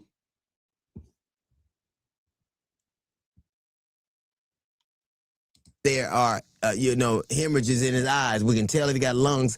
Why is it that you're holding on to things that really get to the heart of what happened to this young man? And I also think the biggest question is, why have investigators not pulled these kids together and spoken to them? That's what I don't understand. You have the audio, like you said, the scrubbed audio, where they called in to say that they were sinking, but you can clearly hear that their friend is in distress in the back, but they never mentioned it to the operator. And you know what they never did? They never challenged that was the case. What they did was, they started threatening the girl and pulling up her criminal history. Nothing. Mississippi is Mississippi. Right. And the thing, everything is going the way it usually does. They say now black people are more diligent. The first thing they said was, what about all the black people that killed black people in Chicago? That's the first thing they say. A lot of them go to jail. A lot of them go like if they instantly try to devalue our lives. So we'll go, oh, it's okay now. What it is all of us have children. A lot of us have children, and to have a child come up lost with no answers is a pain that no one should have to go through. And as a matter of practice, this state and other states in America have a tendency to do it by rote. And this time, no. This time, no. Remember that if you are going... That's why, and this is exactly why, go down there yourself and ask questions. Go down there yourself and ask questions. There are still cases out here today where it was black on black crime and the person still ain't been caught. I literally just did a video of an old lady and a black woman who got shot because she was serving food, and guess what? They still ain't found them. They still ain't found them. It didn't go viral. Nothing went viral. Nobody talked about it but me. I talked about it. But it's a big deal when it's a black and white. When it's black and white, it's always a big goddamn deal. Every time. But here's the thing. In every proximity, even in white, guess what? There are more white on white crimes. Of course there are, because it's proximity, right? Just as in the black community, it's black on black crimes. Always. You're gonna die by the hands of the people that you are in proximity with before the other race. That's what happens. When you're in proximity, if you're a white person, then you're in proximity with a whole bunch of other white people. Guess who's most likely to kill you? A white person. If you're a black person, you're in the vicinity of a group of black people, guess what's gonna happen? You're gonna die by the hands of a black person. Just as in the Mexican community, just as in the Asian community, that's how it is proximity. Nobody talks about it. Nobody's in the uproar about it. But the moment you go white to black, makes the national news. Everybody talking about it. Everybody doing think pieces about it. Everybody want to be, oh man, you got to protect all black folks. Okay, well, do this same shit when it happens in the community. How about you do that? Did Nolan Wells deserve to die? No, absolutely not. And that's not what I'm arguing here. I'm not arguing that at all. No parent should lose their child. But the moment that y'all make it about race, that's when it becomes an issue for me. We stop talking about the crime in itself. Oh man, see, that's what happened when you in Mississippi. Things happen. You in the Mississippis. It's Mississippi. You know what happened back then in the days. Then you try to bring Emmett Till into it. Bruh, that was years ago. Years. None of y'all were even alive when that happened. What even thought of? Some of y'all parents weren't even alive at that time. And y'all still trying to use that as a crutch. You don't even know the force. You don't even know what actually happened. You don't even know if it was racially motivated. You don't. Too many things were going on. Multiple people around. Alcohol was involved. You on the island. Boat sinking or whatever the case may be. Whether we know it happened before or after, we don't know. Phone left on the boat. Okay, boom. He decided to stay back with the girls. Kick it with some shorties. Or a shorty. Now you leave the lungs. Now you leave the lungs and the throwback. So yeah, there are a lot of questions that we have. It's like, hey, bro, there's too much going on. What's going on? Can we get to the bottom of what happened? Can we get to? Because we want justice. We want everybody. I'm pretty sure everybody who has a heart, everybody who has moral values, no matter what side of the aisle you on, whether you're black, white, orange, green, or yellow, you want justice. We want to know what happened to the man. And we want to make sure that justice is served. But we're not going to say justice is served just because we think we got Spidey says, oh, well, you know, it's racially motivated. So yeah, I know that they're guilty. No, we need the evidence. And we need the evidence fast. We need to know what's going on.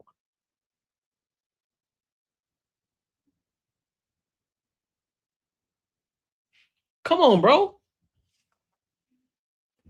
Y'all doing too much for me, bro. Y'all doing way too much for me. Y'all got to get it together, people. Y'all got to get it together. That doesn't mean that I'm naive. Yeah, we still know that there's some goofy ass racist people out here that are black, that are white, that are Hispanic, that are Asian.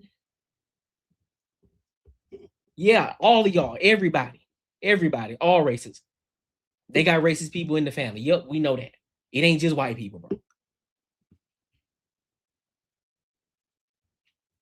And just because it happened, just because another race accidentally or another race actually killed somebody, that doesn't necessarily mean it was racially motivated. Sometimes shit just pop off. That person was talking crazy. Guess what? I had to get in their shit. Come on, man. Y'all gotta do better. What up, Slimmy? My dog. What's the word? But listen, man, if y'all gain any value from this video right here, make sure you like, comment, and subscribe for the algorithm. Make sure you hit the bell notification and share this with your family and friends. Also, make sure you tap into the Patreon as well. Become part of the Free Agents Society, my good people. Link is in the comments as well as pinned into the description of my latest uploaded video. Listen, if you enjoyed this video, be sure to check out either of these two videos right here. And make sure you share this post with your friends and your family. Appreciate you, big dog. We trying to do a little cooking over here. We try to do a little bit, not too much on them. Not too much on them though. We trying to do a little something. So now, listen, bro, we got some topics, bro. We got some topics to cover. We locked in. We locked in. Ooh, I want to go to this. I want to go to this one next, though. Before we get to Donnie Wiggins, we want to go to this one next. So there's this young black lady, young black woman. She said she quit her job. She said she quit her job, and we don't know why. So we're gonna get into it. We're gonna give our thoughts and our opinions. So let's go ahead and rock out.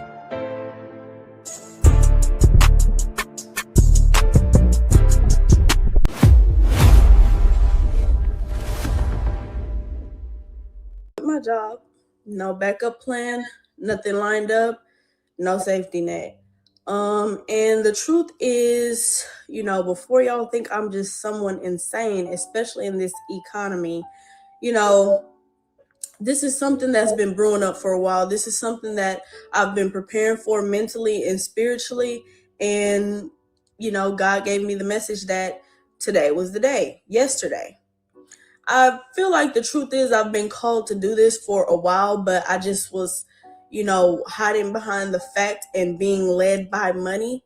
But I chose to have faith in God and faith in myself as well.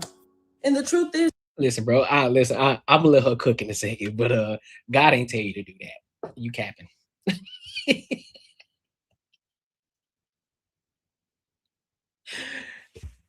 God ain't tell you to do that. God ain't tell you to do that. Listen, who you got in your corner? What kind of people you got in your corner? What you mean God told you? What you mean God told you to leave your job? Oh, he told you to leave your job because it was money, because you were too money motivated. Well, that's why most people get a job, to make money. What you talking about? And let alone, you ain't have nothing else lined up. You just decided to leave. You got bills to pay, right? You still got a roof. You still got rent to pay. Rent ain't gonna stop. You decided to quit. And then you gonna blame God for it. Boy, listen, y'all better stop playing about my God, man. My Lord and Jesus Christ. Y'all better stop playing. Y'all better stop playing. He didn't tell you that. No, he didn't. No, he didn't. unless I take that step, I'll never see what God has in store for me. The cycle will never end unless I break it. So that's what I did. I didn't take a break. I'm not taking a break. I'm building my breakthrough. I'm walking into a different era of my life. I'm making some real change so I can get the change that I've been hoping for. But if I stay at that job, there was no way it was gonna happen. Okay? That's the only, listen, Slimmy, spot on. That's the only way.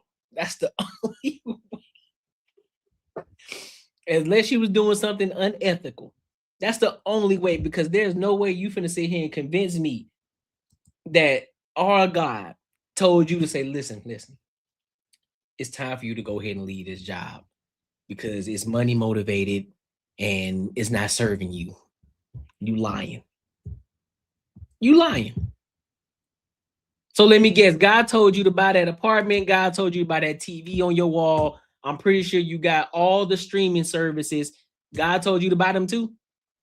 And then just told you to say, hey, you know what? Now it's time to go ahead and leave your job. Boy, you gonna stop lying to me? Tell me what God got in store for you. You can find that. Listen, 9 times out of 10, God gonna reveal stuff to you in the midst of the work that you're doing. Things become revealed to you while you're working. Just like when we talk about purpose in life, right? Purpose in life, that comes while you're working. You don't just sit there and ponder like, you know what?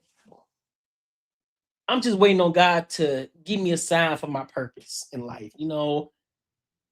I'm just gonna go with the wind, man. I'm just gonna go where the day takes me. God's gonna reveal to me my purpose. No, the purpose comes from within the work. You got to be doing the work in order to find the purpose. What are you talking about? You ain't got nothing. You ain't got another job lined up. You ain't doing nothing outside. You ain't got no side quests going on. You ain't making no money. And you said God told you to do this. Man, if you don't stop lying to me. You lying to me? You lying?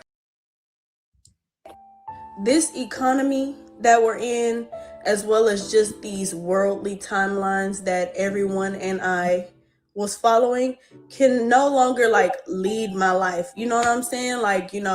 Have something lined up before you leave is a worldly timeline. But what about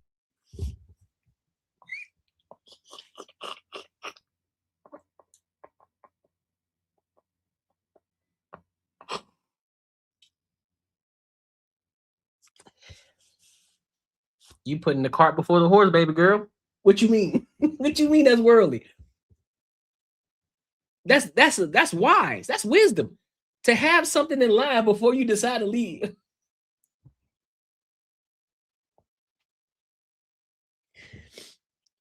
Listen, you gotta make sure one door is open, and then you can close the door behind you first. You gotta make sure the other door is open because you don't know if it's locked or not. What you talking about? That's a worldly view. She gotta be, listen, she definitely under the age of 23. She gotta be under the age of 23. about God's timeline? You know, what about what he has for me, not what a regular person is supposed to do? So, you know, I hope that y'all would follow and join the journey.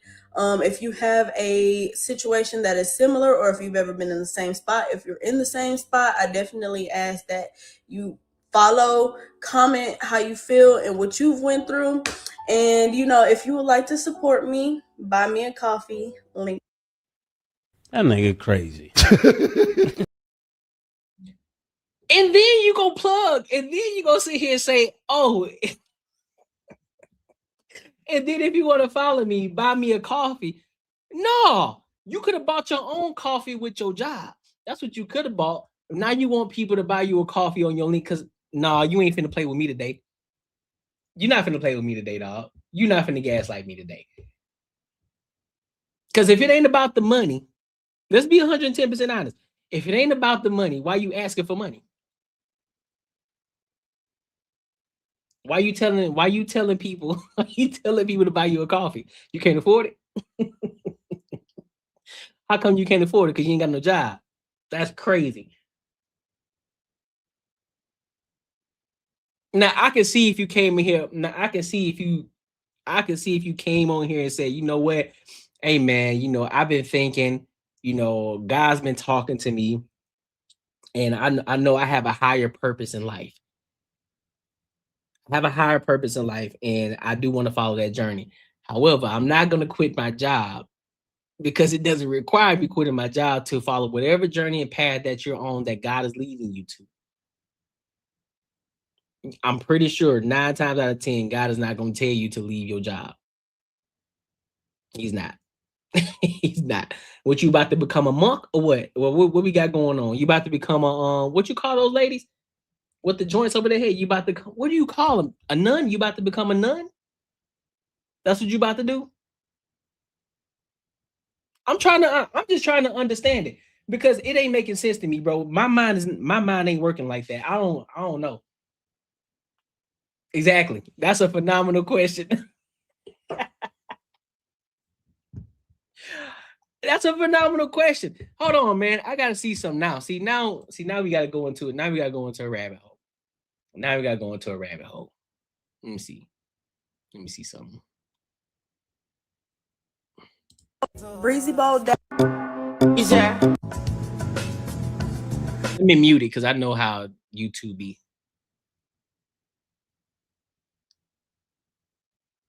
So she want to be a content creator. That's what she doing. She definitely young.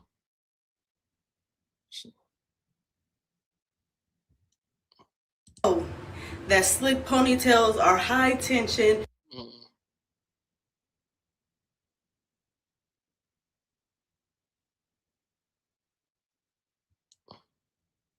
I don't know why I hate video interview questions, because Interesting. So I'm guessing she want to be a content creator. That's what I'm getting out of this. That's what I'm getting. I'm getting that she want to be a content creator. Beauty, outdoors, lifestyle. Yep, she want to be a lifestyle content creator. And then look, y'all. Buy me a coffee. Follow the journey.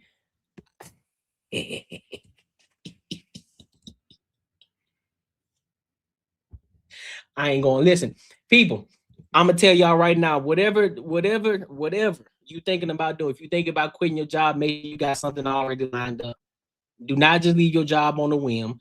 Do not, especially if you got bills. If you living in the house or if you paying rent on a regular month, and you don't even, and most of y'all don't even got $2,000 even saved up in the first place. So you definitely shouldn't be quitting your job for no reason. But if you do decide that you want to quit, you want to leave your job, make sure you got something else lined up. Don't just sit up here and do it. Don't leave your job off a whim, man. You gonna put yourself in a bad situation, because now you got to dip into your savings. Now you got to dip into all that you're supposed to be growing and letting it build over time. You ain't supposed to be touching that, but now you got to touch it because guess what? You decided to quit on a whim. Ain't that some shit? Ain't that some shit? I don't get it. I don't get it. This is not smart. on any level. And God did not tell her to do it. You would not sit up here and gaslight me. You would not sit up here and lie to me and tell me that God told you to do that. Nah. He wouldn't do you like that. You ain't finna sit here and just lie like that. Nope. But if you gain any value from this video, make sure you like, comment, and subscribe for the algorithm. And make sure you hit the bell notification and make sure you tap into the Patreon. Because that's egregious. Listen, if you enjoyed this video, be sure to check out either of these two videos right here. And make sure you share this post with your friends and your family. Yeah, bro, she overly cooked. Yeah, she over with. She done for. But here's the thing, though. Slimmy. I guarantee you, there's some dudes that's paying her coffee. I guarantee it. I 1000% believe somebody's sending her some money. I think that's why she was confident enough to do it. Oh, God told me I'm just gonna follow, y'all gonna follow my journey.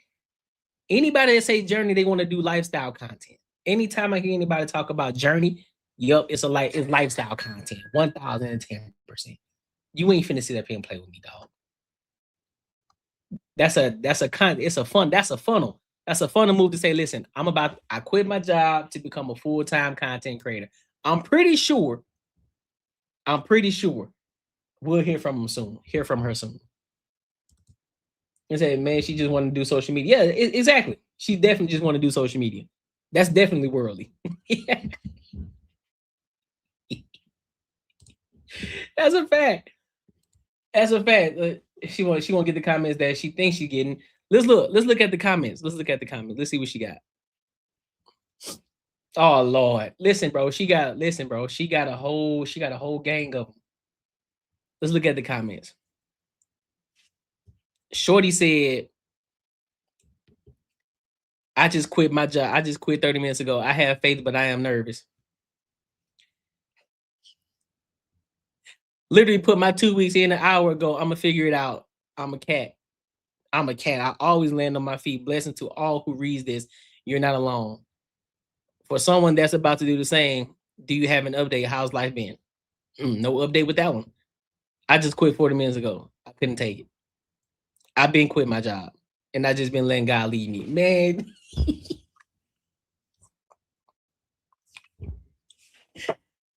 Fam. Look, do y'all notice? But here's the thing. Do y'all notice there's no men in these comments?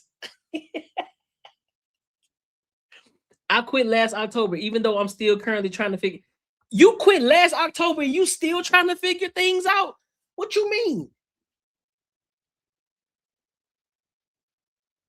What you mean you still trying to figure things? That was last year. You coming up on a year. What you mean you still trying to figure it out?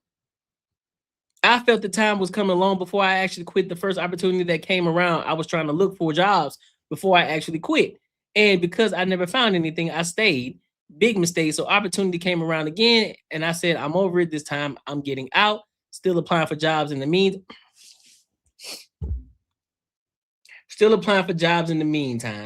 Nothing happens. But I determined the date I was leaving a few months beforehand. And I ultimately decided to leave on that date, regardless if I had something else lined up or not. And I did. Has it been rough? Have I questioned whether or not it did the right thing? Yes. But honestly, I wouldn't change anything. I guess, bro. This is denial at its best. My God's telling me no, but my body's telling me yes. My mind's telling me no, but my body's telling me yes, baby. I don't want to hurt nobody. But if there's one thing that I must confess, I don't see nothing wrong with a little bump and grind.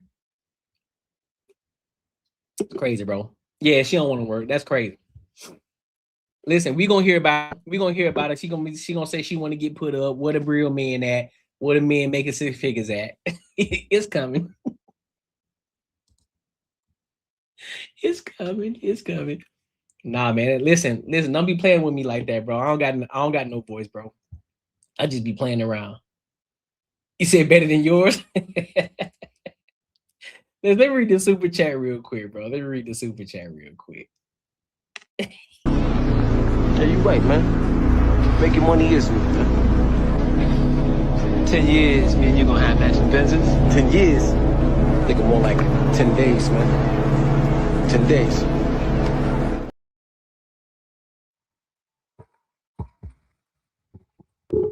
Shout out to my dog AR Smitty for the $5. He says, she basically said, so God set me up for failure. He definitely did. She definitely did. Set him up for straight failure. All right. Oh, man, All get right, my $5. All right, bro. Man, get my $5, man.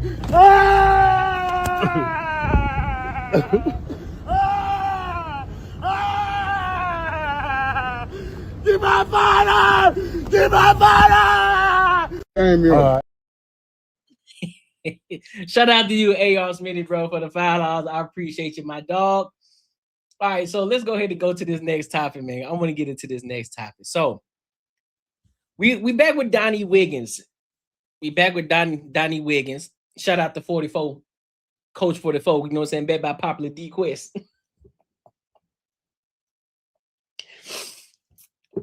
But I gotta use that. Listen, I'm gonna have to clip that. Bet by popular DQuest. I gotta use that. I gotta use it. That's gonna be a nice little one. But so last week, there was I think her name was Tremia, right? She was talking about she just didn't have things figured out in life. And she talked about how she want a man that's making 7 figures. You said you hate that video, Treese?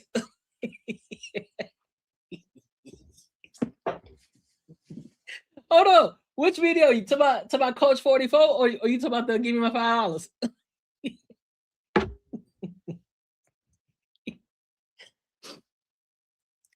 No, but Donnie, man, but it's another video. So for those of y'all who don't know who Donnie Wiggins is she's in collab with Shands, with David Shands. You know, they talk about money, building businesses. You know, they're out of Atlanta. And now they've created another show where they have successful people or seemingly successful people, and they talk about how it's hard in dating, men and women alike, right? So there's another video that we decided to come on. There's another video that we found, and this video is called the exit interview, by the way. So go and check it out. But I thought this video was also interesting, so we're gonna get into it. She said the one you just played. Why you hate that video though, Treese? Why you hate that video? Why you hate that video? Oh God. It's just funny though. It's funny because I know the people gonna rock with it. Especially every time somebody's sitting the $5, we gotta play it. We gotta play it. So now you know if you see anybody else play that video anywhere else, just know they got it from over here. They got it from here. I coined that one over here on the Courtnee Edgar Show. So if y'all see that anywhere else, it came from here first. So they ghost watching. All right. But let's go ahead and get to this next time. Let's go ahead and get to this next video. Slimmy, I'm gonna read that after this topic, big dog. I appreciate you. Let's go ahead and get into it. Y'all can tell I'm hyper today, huh? But I don't know what's going on. I guess my energy is on level 10. Like I didn't hear some crack or something.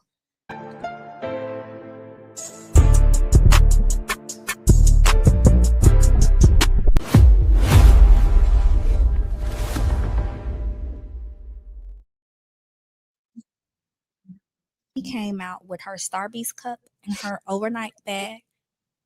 At the time, he was driving a Maserati, and he also had like a kind of burner car. Mm-hmm. So he only had a 2-car garage. I said, "Ma, if there is a car in his driveway, I know that there's somebody over there." And lo and behold, there was a car. It was a Benz truck in the driveway. And I said, "Okay, bet it's only one way out of here. Snow back. All of y'all got to come out." I parked. I rang the doorbell. My mama said, "Don't go to jail. You got a good job." I was in education at the time. I was in the C-suite. She said, "Don't go to jail. Just walk away." I didn't. I had a blanket and I laid out there, blocked the driveway, and I laid out there. And I just wanted to see and she came out with her Starbucks cup and her overnight bag. And they just walked out the house. And she knew you were outside. I just drove off. Yeah. Then so crazy. I saw that she had blonde hair. So I go through his followers. And the first girl, the men are so stupid, Donnie. The first girl that had just started following him was the blonde hair chick. And I wrote her and I was like, we got to talk. And she was like, were you the woman that was outside? And I was like, yeah, I'll call your phone block. Give me your number. Or I said, I'll give you my number. You can call it block so I don't have your number. But we got to talk. This somebody different real life, PJ. This a different shorty. This a different chick. She said, I ain't going nowhere. So what's up? Yeah, she was one of those. She was one of those. But yeah, I was. I'm this not after telling the Germany guy? No, this was like right before the Germany guy. I had a whole bunch of issues. That's why when people be like, you ain't got no man, you ain't married, what makes you qualified? It's nobody more qualified to talk about this shit than me, Donnie. Like, I've been the girl that was lied to, cheated on, run around. I literally don't understand why people don't quantify life experience as credentialed person to talk about this. Mm-hmm. I have been, when everything I preach about specifically in my niche in dating, I have been through it. I'm telling you what I know, not what I heard. I lived it. I was a foolish girl.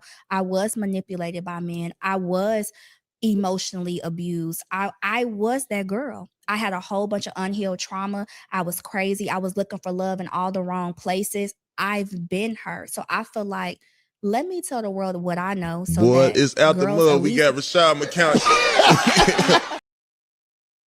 Okay, so I guess let me ask y'all first, because maybe I missed it. Is she holding herself accountable?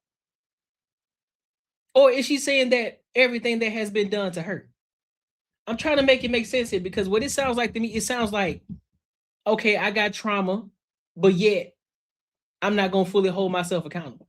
Maybe I'm tripping. Maybe I missed it. I don't know. Let me rewind it back, because maybe I missed it. Maybe I missed the accountability part. I was manipulated by men. I was emotionally abused. I was that girl. I had a whole bunch of unhealed trauma. I was crazy. I was looking for love in all the wrong places. I've been hurt. So I feel like, let me tell the world what I know so that girls at least be saved from a quick 1-2.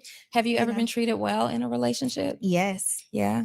I have. But Look at what? me cheesing. I have been treated very well. And I think that is why I feel like I'm almost like a case study. It's like, girl, I've been from accepting the bare minimum and a man just giving me a little cookie and I really thought it was something, to me getting like the utmost like adoration, obsession treatment. And the only difference was myself. When I was confused and insecure, I attracted a whole lineup of just interesting characters. The moment that I got myself together, my whole dating life changed. So you believe in healthy. So is she married? That's what I'm saying. This is why the question is valid. This is why, because I know a lot of women, oh, well, that doesn't necessarily mean that I have to be married because that's all y'all men think. Listen, bro, if you've been through this life, right, and you feel quantified to talk about life, to give people dating advice, right? Because you used to be the insecure girl. You were the one who was manipulated. You was looking for love in all the wrong places. You guys, guys treated you wrong. You've experienced guys that gave you the bare minimum to the guys giving you the extravagant things. Okay, so what that's telling me is this. It's definitely a you problem. Common denominator, you. Because if you had all of these great things, that must mean to me that you lack the ability to choose properly. You lack that foundation. You lack that ability to choose properly. And then if you aren't married, it then verifies and confirms what we're talking about, that you still have these bad decisions. You still have bad decision-making skills to this day. Because if you are now, you've got this confidence within yourself, you've built yourself up, and you telling me that these men, right, who may be seemingly trying to reach out to you, trying to get in contact with you, trying to connect with you, whatever the case may be, and you still aren't finding that guy, think that's a you problem, shorty. think it's a you problem. 1000%. And I don't think you necessarily healed all the way. Love today. Yes, I Yes. can't wait. I feel like I'm getting very, very warm. You feel Yes. you just moved to Atlanta, and the word in the streets Why everybody is moving that to Atlanta? Atlanta is not the place to be when you are single. Now, I don't necessarily subscribe to that mindset, but what has been your experience so far? You've been to Atlanta so many times. Yeah. What do you think? People told me don't move here. The food is bad. Don't move here. They're overpopulated. Don't move here because the men are trash. I'm going to get hey boo text. I just got my first hey boo text yesterday, but I'm going to get here. I will come out of the desert with a fur coat. I don't give a what y'all talking about. Y'all not going to trick me out of my spot and my purpose. I will make something so deserted and make it bountiful. So I don't let people tell me about it's going to be cool. Guess who's about to get married? Me. Baby, he could be in the airport. He may not even live here. I don't know. But I don't let people trick me out of my spot like that. Everybody think, it's so oversaturated. I don't subscribe to any of that stuff. Yeah. Any of that stuff. I'm with you. Like, I don't subscribe to that narrative. People talk about there's pee in the dating pool, and there's pee in y'all's dating pool. Hello. I agree with that statement. I agree with that statement that I think is what you make of the situation. But I mean, the rest of it, I don't know what you're talking about, man. Hello. My waters are clear. No, seriously. Seriously. And just because it don't work out per se, it doesn't mean that it was a dirty pool. It wasn't. Like, I had a good time. This man taught me a lot. He invested in me. He made me more patient, made me more confident in myself. He believed in more of me than I believed in. That's a good deal. Yeah. If it don't work out, I still feel like that was a good person to know. So Yeah. I think perspective change can change a lot. Okay, so I'm guessing she is with somebody. Because it's like she's talking in past tense, but at the same time, she's saying that if it doesn't work out. So I'm guessing she is with somebody. So you're a full-time entrepreneur now. Yeah. Yeah. You're building your business. You're pretty successful. I know that you're sought after. Congratulations on more than 1 million followers at this point. Thank you. I know that was a journey. Girl, that I trucked up that hill. Yes. But when you have that kind of visibility, are you finding that it is more challenging to date quality men than before you were as visible and as successful? Yeah. And I also think my name is unique. So I'm always curious about if they're going to look me up. Mm-hmm. However, I feel as though the right person will know that I'm just telling you the same things, these women, the same things that we're going to tell our daughter when she gets older. I feel like that the right person got to come to the front. So it is a little disheartening because I don't really feel like I get the opportunity. People don't really get the opportunity to see who I am and know me. People think that it's just like. Give me a second. Let's do some research real quick. Trying to see something. All right.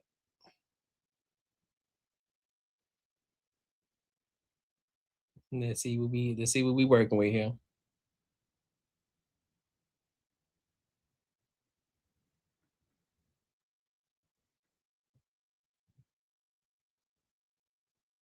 Even though I know this is her platform, so I can't go by this not seeing no guy on the platform. That doesn't mean that she ain't with somebody.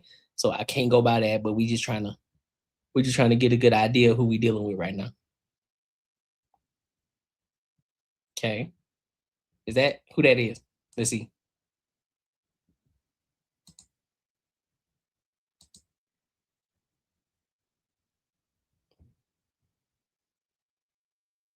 Oh, I don't know.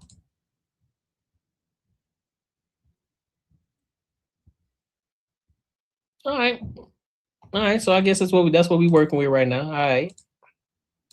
Like so strict, and I'm ratatata, and I'm just like, this is for the women that are in danger. Yeah. This is why you get that type of. I'm very passionate about. Hey, sis, no, ma'am, don't do it.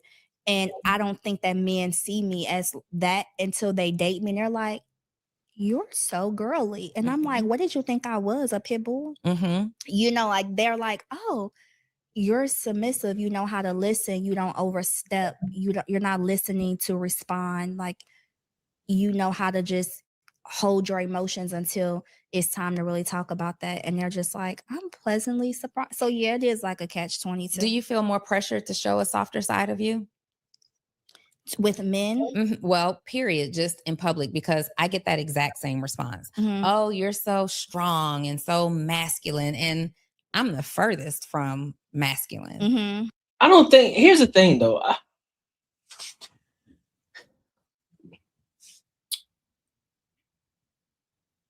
I don't think that, I believe like I said, I haven't had the opportunity to necessarily talk with Donnie Wiggins one-on-one. I did see her in person though. Shorty tall too, by the way. But I think she's a feminine woman. I just think that because of the line of work that she's in, you know, she has to have that little stern ability. But I don't think that a woman who can say her piece and, you know, be able to speak her mind, that doesn't necessarily make it masculine in a sense. I do believe that when you try to use that as a means of making you think that you're better, or you're leading with your money, you leading with your degrees, you're leading with all of that as if that's supposed to solidify you for whatever reason.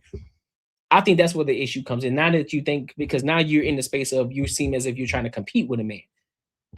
Don't do that. Don't do that. Because I think that women thrive on being women. I think you thrive in your femininity. That when you're not trying to compete with a man, when you're not trying to go toe to toe with a man, I think that's where women thrive, and I think that's where women can be their best. They can be their greatest when they are feminine, when they're operating in their feminine. That doesn't mean that you can't operate a business. That doesn't mean that you can't make your own money. But I just think that when you use that as a means of trying to compete with a man, and you try to compete with men in their spaces, that's where you lose. Yes, exactly. We all have those traits. Now, of course, the traits should come out more for masculinity on a man than it does a woman, just as there should be more femininity that a woman has than she does masculine energy. Because just because you're a feminine woman, that doesn't mean that you're soft. That doesn't mean that you're easily walked over. That doesn't mean that. I know a lot of people try to use that. I know a lot of women, they try to use that. Man, well, you should remain feminine. Oh, that means you want me to get walked over. That's not what that means. It means that you are comfortable with who you are. You are a feminine woman. You operate as such. You're not trying to compete with men because you're gonna stay in your lane, just as we gonna stay in our lane. We're gonna do what we're supposed to do as men. You do what you do as a woman. That doesn't mean that we both can't get to the money. Because why? You as a woman, your femininity is what can make you money. Why do you think that there's so many women who are able to, if they really put their mind to it, they can be far more successful when it comes to making money than men are? Because you have an advantage. You're a woman. You have an advantage. Why do you think there are a lot of men who want women as their sales representative or as their executive assistant, especially if you're attractive, you're fit, you're in shape? Why? Men are going to want to surround themselves around women like that. So guess what? She's going to then use her likeness, her body, her face, her beauty to get the sale. And that's what men want. Like, hey, hell yeah, I want this. Let me get this shorty right here. Boom. Hey, go take care of that for me. Because she'll be able to open the doors. She'll be able to open certain doors that you wouldn't have been able to. Just being honest. She can get behind the curtain. She can get behind the curtain and open that door for you to walk right through because she used her beauty. Why not? I present as a businesswoman. In business, I am a businesswoman. But with my homegirls, with my family, with the guy, like, I'm just a little baby that wants to be held on the sofa. Yeah. And at times, like, I've heard this so long that at times it can start to play a trick on you in your head. Like, well, maybe I should be a little bit more feminine. But if I were any more feminine, they wouldn't be able to handle it, Zell. I mean, they just wouldn't be able to handle it. It was like, I'm already like, it's like masculine. But then when you're feminine, it's too flirty and it's too this and it's too that. I don't know that I could be more feminine presenting in my business world and still be respected in business. Do you ever feel like the pressure of, let me just try to show a softer side so that men who might be attracted to me know that there is a softer side? You want to know what I actually feel more pressure than what you just mentioned is to actually start including men in my narrative and my content. A lot of people feel like my quest to mother hen and protect and just like go to war for women actually comes at the deficit of men. And so I feel like more of the pressure is not even that, but just like men saying like, me feeling like I'm just like man bashing, like, and what about us? And not all men are like that. I feel more pressure to have more of a rounded perspective on men or showcase that. For example, I met a man last May and met him in an airport. He was going to Puerto Rico and I was going to LA. And so the next time he planned a day, he came into DC, and the next time I saw him, his birthday had just passed. So I brought him a present to the date. People are like, why you don't talk about that? You out here saying a woman shouldn't do this, a woman shouldn't do that. Why you not saying that you out here buying a gift for, and I'm like, I do talk about that in my community and in my safe space. But people put so much pressure on me, Donnie, to make it equitable for both men and women. One of my mentors once told me, he said, if you throw a bag of M&Ms in the air, I guarantee you won't catch all of them. I can't, please everybody. So that is actually what I feel more. I don't feel more pressure to be feminine. I don't feel more pressure to prove to me. I feel more pressure to make this conversation inclusive. And it's like, I don't feel, man, listen, bro, I don't feel pressure to do anything. I just stand on what I believe in. It ain't about feeling the pressure. It's not about feeling the pressure. If I'm going to hold Black people accountable, I'm going to hold them accountable. I don't care about what people think or what you call me. I don't care. If I hold women accountable, guess what? Yup, I'm going to hold you accountable because I'm talking about you right now. If I'm holding men accountable, guess what? I'm holding men accountable. We ain't talking about the women. I'm talking about you, fool. If I'm holding white people accountable, guess what? I'm holding white people accountable. I ain't talking about Black people. Don't matter. I'm not here to please. I'm not here to please everybody because I know I'm not going to please everybody. That's cool. So I'm going to talk the way I'm going to talk. If you feel some type of way about it, oh well, that's a you problem. That ain't a me problem. That's a you problem. Because there have been many times where I said I hold everybody accountable, including myself when I'm wrong. I said, you know what? I'm wrong. My bad. I'm sorry. I didn't mean to do that. Or I didn't mean to say that. I was wrong when I said that. And we keep it pushing. I'm not finna be pressured by nobody to talk about one side and then not the other. Nope. Not doing it. You got the ability to talk about whatever it is that you want to talk about on your platform. Don't tell me what to talk about. I'm becoming more comfortable with, like, I'm from the girls, rain, hail, sleet, or snow. If you don't like it, that's why my analytics are 98% women. It's somebody out here for everybody. That's what I felt more pressure of. Say, well, why can't you say all men? All men are not like that. Well, what about the men that are?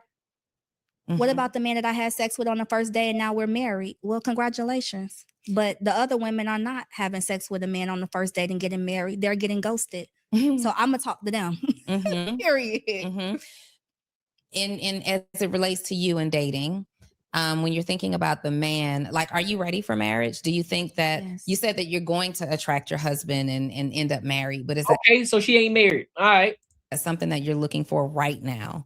Yes. I think that this is the best version of me. I'm just excited for him. He's just gonna be like, yes, girl. Yes. Thank you to all the men that messed up, the ones that crafted out this version of you that you get, the work that you've done, your spiritual connection that you have, the way that you've just really grown and evolved. Like, I'm really excited for my husband because he's gonna be like, I hit the jackpot. I'm like, I know.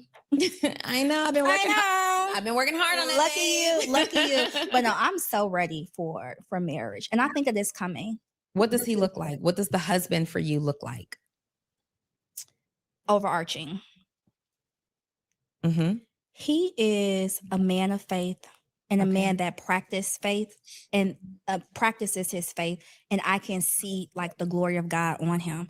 And I always talk about that first because I've become very fine-tuned with how with who I actually want. So this is not a man who does not go to church.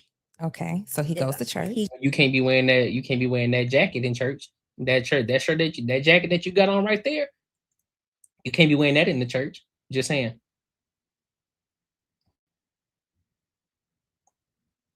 There's some note with my connection. Goes to church. He's just a servant of life. I'm very big, and people don't know this, but I went to school on a community service scholarship. I love philanthropy. I love giving back. I feel like I'm a change agent. I'm a community builder. So you need to be, I need you to have a nonprofit. I need you to be giving back to the young boys in the hood. I need you to be talking a mentorship program for other, like I love somebody that if we pass away today, you've made an impact on life. So. Hey, hold on. Man, listen. And so that's, I mean, I guess, listen, bro, you can have, I get it. She said, what's your ideal man? All right, cool. We all got dreams, right? You know what I'm saying? We all got dreams. You know, I get it. She want her man doing a multitude of things. But, excuse me. God damn, that was nasty. I'm sorry. But,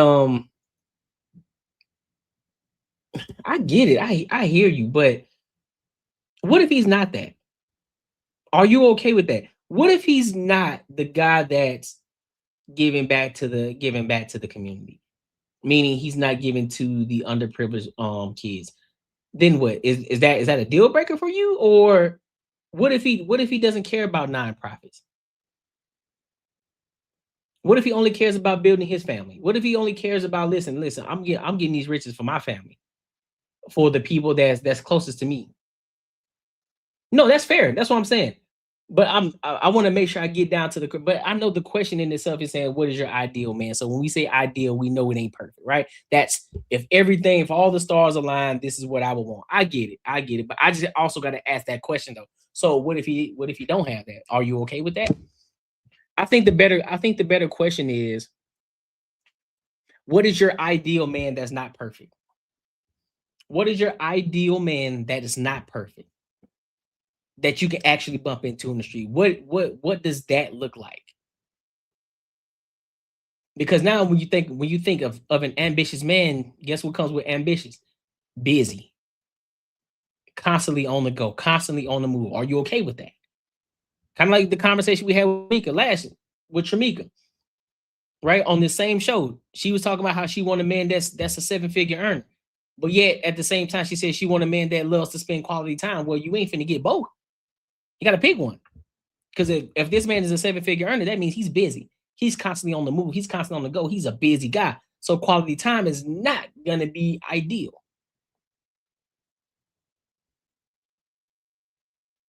So there's different.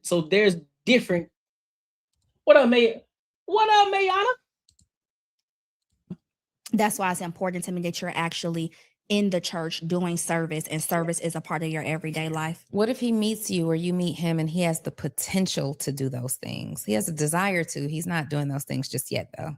I think that as a woman, there are some things that it's my job to do on this earth. And so there's some things I'm not going to concede on, but it's some things it's like, that is why God created me. Like I'm going to incubate, I'm going to multiply. And so I'm your blind spot, I'm your peripheral. I have the ability to amplify all of those things. So I'm willing to work with somebody who's just like, don't quite have it where I want it to, but it's like, I'm your inspiration. Like, look at me. Don't you want to be the best? Don't you want to be the best version of yourself? Like that is what I feel like a wife should be. Mm-hmm. That's what a wife should be. Okay. Yeah, I agree. I think we're past that. I think in her regard, right? She got over 1 million. So she got over 1 million followers, with me. She's doing something significant, right? I also believe that in her growth as well, because you know what I mean. If she's going to be in certain spaces, she's gonna have to move. She's gonna have to move a certain way. But like, shalom. Yeah, that's what I'm saying, real life PJ. Listen, I'm not opposed to what she's saying. I honestly don't have a grievance to what she's saying right now. I get where she's coming from. I get the aspect of what she's talking about. I'm not even trying to bash her. I'm just listening to what she's saying and just seeing if there's any contradictions, but I don't hear any contradictions of what she's saying. I feel it. If you feel as if you're that type of woman that's gonna pour into your man, and then the bigger thing is this. He said, don't fall for it. He told don't fall for it. But here's the bigger thing. It sounds good. And I'm gonna be honest with you. She's saying some legit things. She's saying the right things, but does it convert? Because we can talk about what we want. Like me, I can't wait to get my Porsche 911, right? I can't wait to buy my first Ferrari, right? I can't wait to do that. I can talk about it all day. But if I'm not doing the things that I need to be doing in order to get it, then it's just gonna be smoke, just blowing smoke in the air. That's all I'm doing. That's all I'll be doing, just blowing smoke in the air. I'm sorry, Porsche 911. I said Porsche 911. But yeah, you feel me? But it sounds good though. I don't see anything wrong. Areas that you're not willing to concede on, though. What are some of those things? Ooh. I appreciate you. Somebody who again just has no religious affiliation. That's I will never. Somebody who, I know this sounds crazy. It may not seem big to some people, but just somebody who is not really a determined go-getter. Yeah, but see, yeah, A.R. Smith, and I see your point. Because I hear the talking points, but then I'll be distracted by what's going on with this jacket. Be like, that sounds good what you're saying. But I just can't get over these nails, for one. I don't care how much money you got. I can't get over these nails, and I can't get over this jacket, this outfit that you got going on right now. If you can't wear it in a professional setting, I don't think you need to be rocking it. I don't care how sexy it look or how sexy you want it to be. No, I got questions. I got questions. You don't have to quite have it now. You have to have something.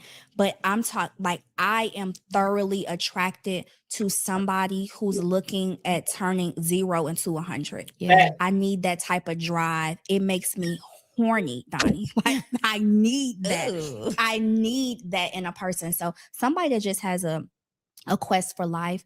I think that's somebody that lacks empathy, patience, and kindness. Yeah. Oh my goodness. That's one. Who are you when nobody's looking? I love generosity, and generosity is not just financially. It's like, are you the cool uncle of your nieces and nephews? Are you did somebody make you a godfather? Are you somebody who values family? Like that is actually generosity. That's generosity. Like you are spending your time with your family, somebody that has a network of some sort, because people don't realize that. And somebody who lost both of my parents and I only have one sibling, I would just love to have somebody who is connected in some kind of way, because I'm going to inherit your tribe. And I'm also going to inherit all of your habits and everything that you do, your money habits, your daily habits, your fitness habits, your eating habits, all of that. So I just want that kind of range. I feel like once you kind of got those things, we could build the rest. We can do the rest. What about the way he looks? Somebody's looking at this right now and they say, Tasia might be my girl. She's talking very, very high level. She's got her mind right. You haven't mentioned money yet. It wasn't the first thing that came out of your mouth anyway. What does he look like? If you lined up all of my exes, the only thing that was consistent is that they were very, very smart men. I'm talking about leader of the pack, like a renegade. We're doing stuff before people were ever doing it. Like she's saying what he looked like, girl. She ain't talking about his mind and what the hell he was doing. She said what he looked like. Listen to the question. That type of like a rule breaker. That is the only thing. I don't have height requirements. I don't need a 6-pack. I don't care about bald, whatever the case may be. I like a man that is into me. My type is a man that's literally into me and obsessed with everything that I'm doing.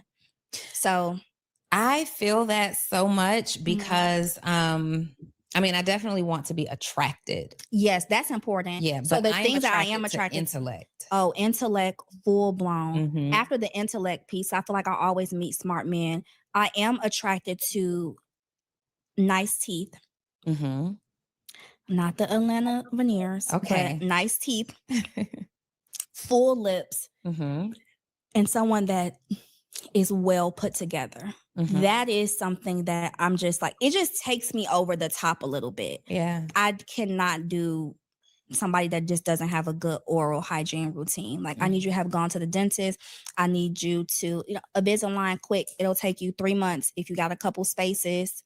Like I just like people that care about their oral hygiene. Mhm. Yeah. Okay, so we know what his character is like. Yeah. We know what he looks like, kinda, because there's not a super defined look, just well put together. And I know exactly what you mean. Yeah. Like I'm looking at your hygiene kit in the bathroom. I'm looking at it. So you're the woman who's gonna go use the bathroom and open the cabinets. Yes. Yeah. Yes, I'm looking to see I'm looking to see the shampoos you're using, the beard oil, the skincare products. Let me tell you why that's important, Donnie.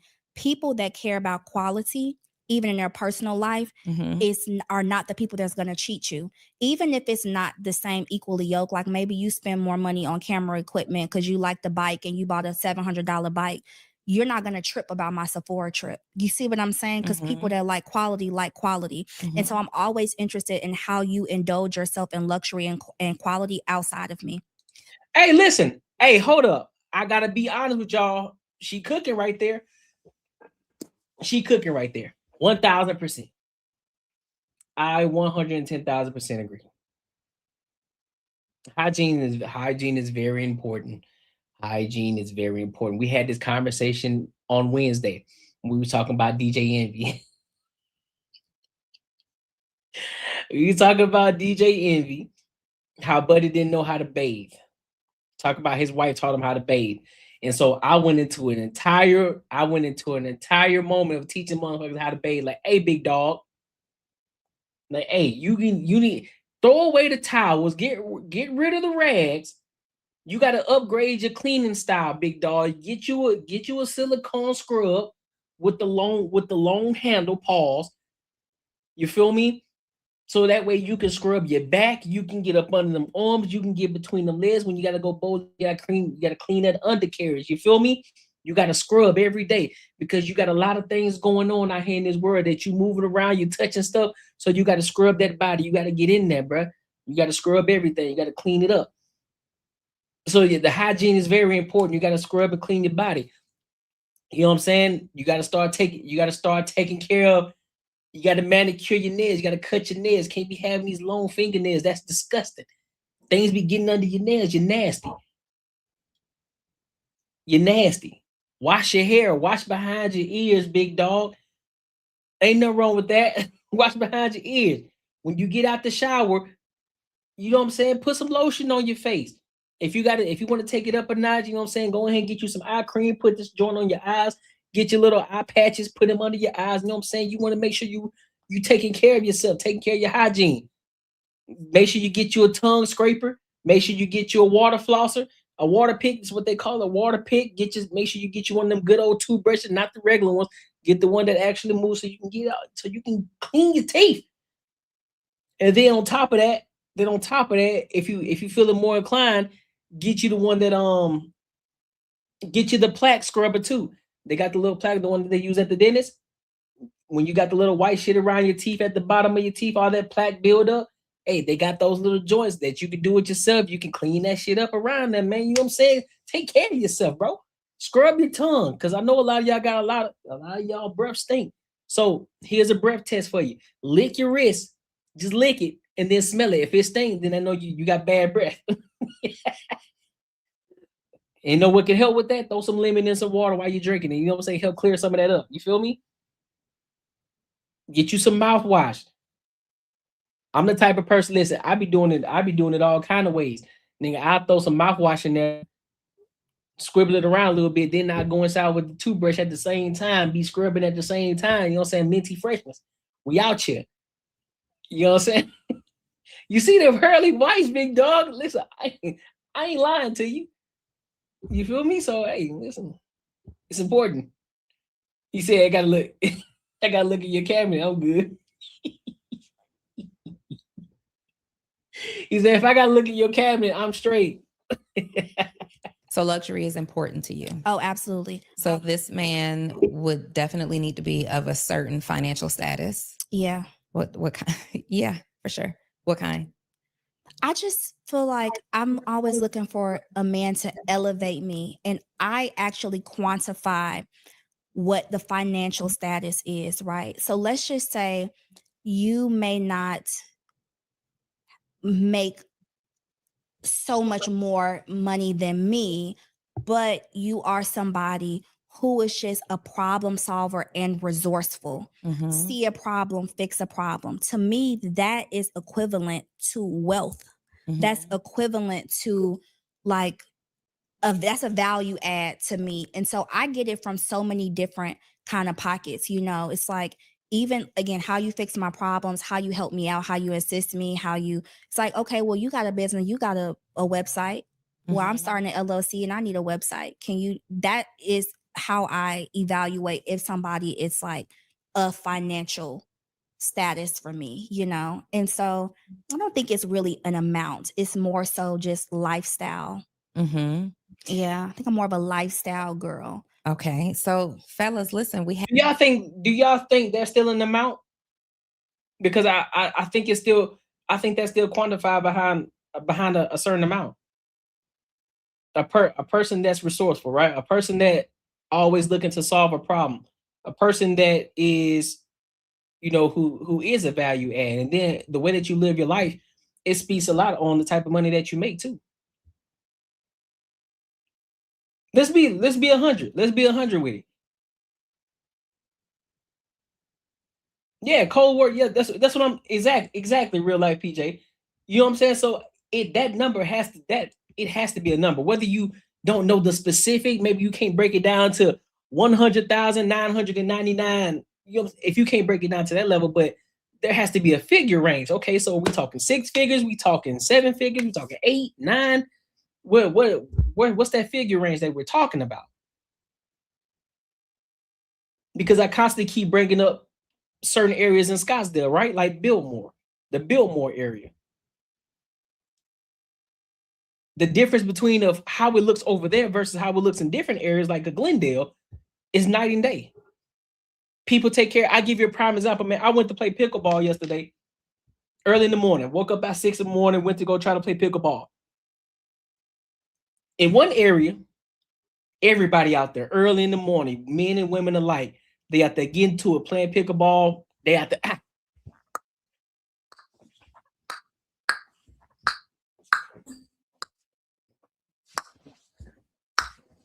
Out there getting to it early in the morning. But then on a different side of town, maybe 4 people outside.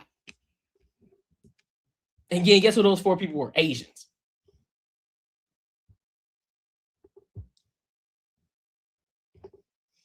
And it goes to show you the area and the proximity that you're in. That area over there in the Biltmore area, those people care about health. They care about keeping themselves up. They care about taking care of their bodies. That's a part of their lifestyle. That's a part of their lifestyle. They want to get there. They're active. That's why you don't see many obese people in that area, if any. Nobody is grossly obese over there at all. At all. They're in some sort of shape.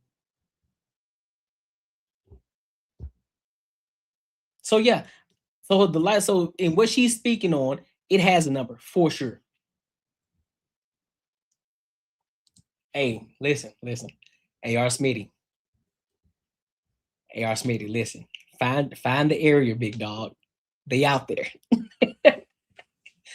I'm gonna put you on game because you know us in the Black community, you know what I'm saying? A lot of times we like to stick to hooping, we like to stick to the basics, right? We like to stick to hooping and shit like that. You go to yoga, Pilates, pickleball. That's all I'm gonna say.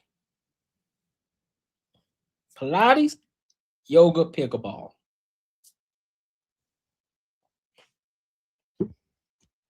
That's all. Listen. That's all. That's all. That's all I'm gonna say. You feel me? That's all I'm gonna say. That's all I'm gonna say. We have somebody. I think you are extremely well put together. If someone says, "Hey, I work in corporate America," is that, or do you prefer a corporate person or an entrepreneur, or does that matter to you at all? I can do corporate. I come from corporate. My father was blue collar. He worked 10 jobs. So I love a man who is just successful and has climbed the ladder. But my thing mostly is like, this is what I'm a think tank. Tell me what you know. Tell me what you want to do, and we will start you a business. How soon do you go into that? So ultimately, she wants you to own your own shit. So we cool with you having a corporate job and all, but we don't want that to be your life. You know what I'm saying? There has to be a plan to get you out. That's cold. That's basically what she's saying. Listen, I'm a think tank. We're gonna figure out what you're good at, how we can start a business, and I want to live a lifestyle of an entrepreneur. That's basically what it's saying. That's basically what she's saying.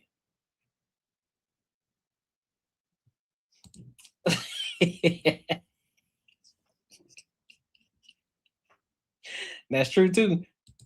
Version of you though, and I asked that question because there are women like myself, who just start doing too much too soon. Ooh, yeah. Like, we're very aligned in some of our thought processes around dating.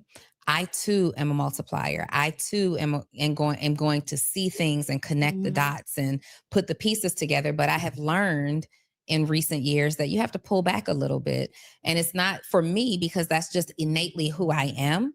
Sometimes it feels like dumbing it down just a little bit so that you're not doing too much. So you're not sending the boxes to Germany and all these things before you really get to the character of the person. You recognize somebody that you can build with. How soon do you step into that role? I think it's about how I identify that I can build with them. And as a woman, I'm always kind of testing you. For example, I was talking to this guy and I went over to his apartment and he had all of this like plastic Tupperware that drove me insane. And I'm like, why do you want chili and spaghetti stains in your... I have Tupperware that I bought that was glass and I've had it 7 years later. So your Tupperware needs to be glass. Politely sent Pyrex glass Tupperware to his house every day. Babe, look at my meal prep. Okay, boom. You're somebody that is appreciative. You've taken it. You're using it. You know what I'm saying? Like that is somebody that I know that like they would appreciate the way that I'm trying to elevate them and the way that I'm trying to stretch value. So it takes a little time. I'm also just looking on how you're investing in me. Right. And this is just like, are you sitting down and having those conversations with me? Do you want to recap after my meetings? Are you curious about what I'm doing? I never date men that don't ask me what I do. Because if you don't know what I do, then you can't invest in me and you don't know how to support me. So I'm interested in somebody that's curious about, okay, well, how does a podcast work? Do your film crew come this? Then you're going to know how much that bill and that invoice is, right? If you don't know anything, then you can't really help me. So I'm always looking for those things first. Like, how are you trying to support me? Then I'm going to sprinkle the... Hey, listen. Glass Tupperware. Hey, listen, bro. Glass Tupperware is legit.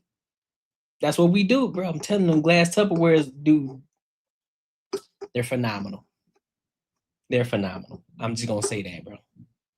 Ain't nothing like a glass Tupperware. Easy to clean. You feel me? Looks aesthetically pleasing when you got your meal. You know what I'm saying? It's all clear and shit. You know what I'm saying? You got your food in there. You know what I'm saying? It does elevate you a little bit. You know what I'm saying? It does elevate you a little bit. I'm being 110% honest. It does elevate you a little bit. Instead of, you know what I'm saying? Instead of a little cheap Tupperware. Now don't get me wrong. Now, if you just got the black, Tupperware, the little plastic black Tupperware with just the see-through top, straight. Simple, not over the top. You're just trying to keep it minimalistic. That works too. But But if you talk about being aesthetically pleasing, get you the glass Tupperware, big dog. Fairy dust in there, you know, to show you the wife in me. Some women feel like they gotta, you know, you don't do girlfriend. Why you doing wife things? Girl, he needs a preview. Nobody's gonna marry you based off of the girlfriend you thought you was gonna be. Any man that got on bending knee, he saw the wife in you first. Yeah. So I'm gonna give you a little 1-2. Yeah. Yeah. I like that. Hey man, listen, I'm not really opposed to what she's saying right now. I am not. And it's not a surprise or anything like that. I know there are a lot of women who think like this. You know, I know there are a lot of women out here, you know, outside of the fact of all the other women that we talk about. She's spot on. She cooking right now. I don't have anything negative to say. I don't. Because you always want to add value in a relationship. Men and women, you always want to add value because as a leader, right, you got to be able to find the areas where she can thrive, right? You got to be able to have that space for her to thrive. And you got to be able to lead her to the right places, right? So that means being able to being an active listener. So when you are having these, again, that's why I always go back to when you're out with a woman, right? You ask these hard questions. You have real conversations, not what's your favorite color, what's your favorite food, what's your favorite drink, not all the surface level conversations. Have real conversations, get to really know her mind and what her character is like, right? Figure out what it is that she do. So one thing that I learned, a question, instead of just asking people, oh, okay, so what do you do for a living? You ask more meaningful questions for them to dive into, because then you can really see the spark in their face when you ask them something like this. So what's something that you're upset about right now? What? Something as simple as that. So what's something that you're obsessed about? In her mind, she's like, oh my God, nobody's never asked me what I'm obsessed about. And boom, they light up, they start talking. And you just sit back and listen. Sit back and listen, be an active listener, let her know that you understand what she's saying, let her know that you're tracking, you're following along, asking meaningful questions when it's time. It ain't hard. Just get them to talk. And then you start finding areas where you can add value. Just like she mentioned with the podcast joint.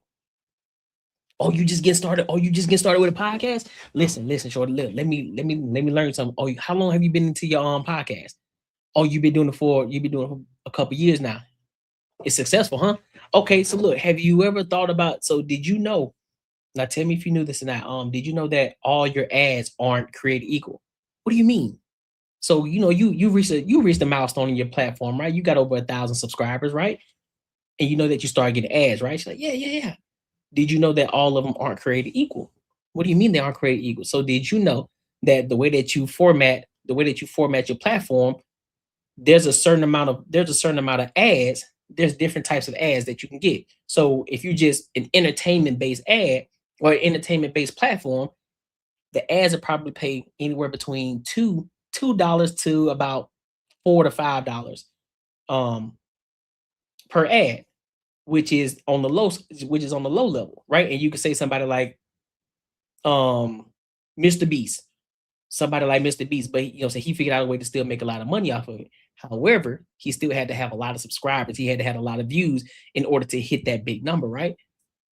Now, if you just somebody who just, if you want to talk about the high scale, if you talk about finance, if you embed your platform around the money, right? Around money, ads will be willing to pay you more, anywhere between, I think it's $10, anywhere between $10 to $12.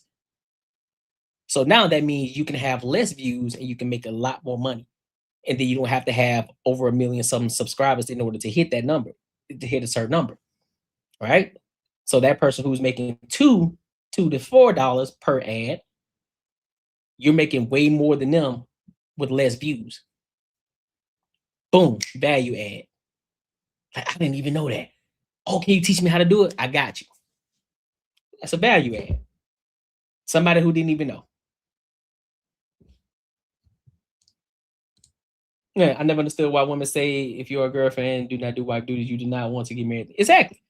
And you don't even have to give them the whole thing. You're giving them glimpses of what that looks like if you are to marry them. You don't have to give them the whole thing. You need a lot of support. So acts of service appears to be a love language for you. Receiving gifts. Receiving gifts. Yes, no, I'm so like receiving gifts. If you don't buy me anything, I don't know that you like me. Is deeply rooted in my life. And I think that for years, people shamed me out of receiving gifts as a love language. It is a big thing. I need gifts. I need you to be, and it's so tied into acts of service, but I will not feel the love off of you. Yep, that's where she lost me right there. She was doing fine. You need it? No, you don't. There's many ways that acts of service does not come with the gifts. So that's just a personal thing that you probably should work on. But I get it, you know what I'm saying? You want what you want. I hear you. If you don't buy me things, people think it's superficial. People think that it lacks substance. And it's like, well, maybe you feel better if somebody's like, oh, Donnie, you look so beautiful. And I'm like, in my head, I'm like, yeah, I know. Where is the bag? I told you I lost an AirPod 2 weeks ago. You never thought about replacing it? That is how I feel seen. Is that somebody has seen me intimately enough to be able to buy me a great gift. I don't register internally that there's like and support there if you have not bought me something. I understand that. I go back and forth with gift giving. All of the love languages are mine. I can't see myself in a relationship where one of those things didn't exist. Yeah. But with gift giving specifically, my biological father showed love only through gifts. I didn't have any relationship with him. Yeah. And so, yeah, man, that's what I'm saying. Like, she got to broaden her horizon in regards to relationships, because what if his love language is acts of service, right? Doing things for you, and he's not big on gifts because he really doesn't like getting gifts, or it could be a reason why he don't do that, but he shows his affection in other ways. He shows his acts of service or how he cares about you in other ways. I think that's an Achilles heel for her. I'm gonna be real with you, because then that means this. What about the guy who love bombs, right? What about the guy who love bombs? The one who just buying her gifts to trick her, because now you can be easily manipulated. Because all you think about, oh, well, he ain't buy me a gift, so he must not love me. What did that even? What are you talking about? That is not what that means. We just at this point right now where we gotta lock in for a minute. I ain't got time to be trying to get you a gift. I'm too busy focusing on this thing over here.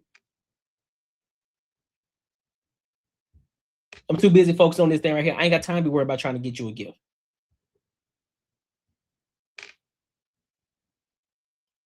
Like so nah, she needs to figure that one out. Now, if you would say, yeah, man, I like all of it, you know what I'm saying? Show me different ways, show me different aspects of it, which I don't like the corn phrase of love language. I don't even like that. Oh, what's your love language? Well, my love language is just show love, however that looks. Whatever I feel like doing that day. Yeah, one day it might be a random gift. One day it may just be affection. One day it just may be me showing. It may be something verbal that I said to you to prove and show my love for you. There can be many different ways. It can be acts of service. It's all of them. It's not one way. It could be because I was at the store and I decided to get you some M&Ms because I like getting you M&Ms. Or I decided to get you something that was meaningful to you. It may not have been expensive, but it was something I got for you. Many different love languages, bro. That's what she lost me. Was like at a very early age. I talked about this on another episode. As a preteen, all he knew how to do was like send me stuff, but I never saw his face. We didn't have a relationship. He and my mom were married and divorced, and then I didn't see him again until 8th grade. And when he came, he just showered me with these gifts. And so I think for me, I like gifts, but I've never really understood how to receive the gift, because I don't want you to just love me through gifts. Yes. If that makes sense. Yeah. So I completely get that. What would you say is one of the most challenging things about dating, Tasia? The most underrated business. Yeah, bro. That's a great stopping point. Yeah, man. Shout out to them. I think what they're doing, I think what both of them are doing. And by the way, y'all, that's David Shands.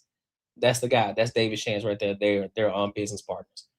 But shout out to Donnie Wiggins. You know what I mean? Shout out to her doing what she doing. But I think Shorty, overall, I don't see anything bad with what she was saying. You know, we all got our vices. We all have our thing that we need to work on in life in general. But ultimately, it was a good video. You know, I don't have much negative to say about what she said. So it is what it is. Hey, facts. Donnie be giving game, bro. Donnie is a smart woman. She is a smart woman. Now, when it comes to relationships, I don't know how great of a person she is to date, but I know when it comes to business, when it comes to her giving good advice, I think she's spot on for most of the time. She knows how to call it for what it is. She knows how to call them out. But yeah, I do. I hope she finds somebody too. I hope she finds somebody that, you know, that's able to give her the 80%. Give her the 80%. Hopefully she doesn't fall for the 20% and then be right back in the same predicament. You know what I mean? But hey, if y'all find any value in this video, make sure you like, comment, and subscribe for the algorithm. Make sure you hit the bell notification and don't forget to tap into the Patreon and become part of the Free Agents Society, my good people. Listen, if you enjoyed this video, be sure to check out either of these two videos right here. And make sure you share this post with your friends and your family. Yes, sir. But let me read this super chat real quick, dog. Yeah, you right, man. Making money is me, man. 10 years, man, you're gonna have matching Benzes. 10 years? Thinking more like 10 days, man. 10 days. Yes, sir.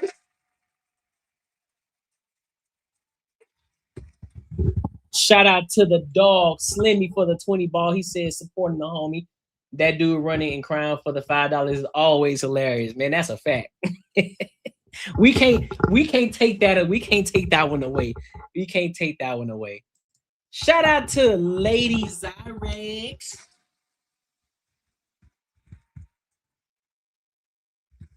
Shout out to you for the gifted, the 10 jewels. I appreciate you for showing love. I appreciate you. He said Paid in Full is one of my favorite. Man, I'm telling you, Paid in Full is fire. Hopefully she finds what she's looking for. That's a fact. That's a fact. I hope she do find what she's looking for. I do. All right, so listen, we got one more topic. And this one here, I really want y'all input on this because I've been watching this. I've been watching her for a minute. Her name is Cody Sanchez. I don't know if y'all know who that is, but I've been watching her for a minute and she gives some really good insight on a lot of different things, especially when it comes to business. And now she talks about overthinking. You've had a decision sitting on your desk for 2 weeks. So one of the things today that we're talking about is overthinking. People who have analysis paralysis, people who overthink a lot of things, people who try to become the people who deem to be perfectionists, but then they still never get anything done. So I want y'all insight on what she's talking about. Do you agree or do you disagree with what she's saying? All right, so we're going to get into it and then we're going to give our thoughts and we're going to give our opinions. So let's go ahead and rock out.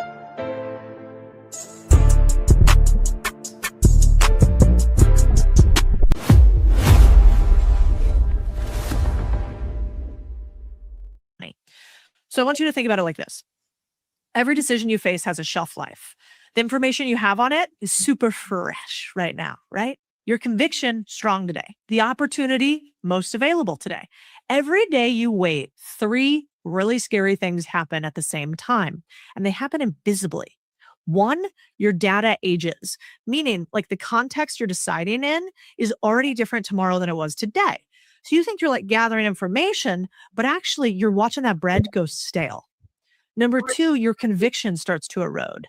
Like your certainty peaks at the moment you first see the problem clearly, right? And every time you re-review the option, like you give yourself little chances for doubt. By week 2 or 3, the decision actually feels harder than day one because your brain has literally beaten itself into a fog and given it lots of different options. And by 3, your window closes. Other people are moving, teams are shipping. So every day you wait, a competitor, a customer, or a market condition gets closer to making the decision for you. Not good. So what's the takeaway here? Is that you eat the fruit when it's the freshest. Moving quickly means going through the Overton window while your conviction is high and your data is relevant. So you run, you don't walk. Information doesn't age like wine. It ages like milk, which ain't good. So here's the tool that I use so you can steal it. I call it the decay question. For any major decision you put across your plate, ask yourself, is what I learn in the next 30 days worth more than what I lose by not starting? Answer, 9 times out of 10 is fucking no.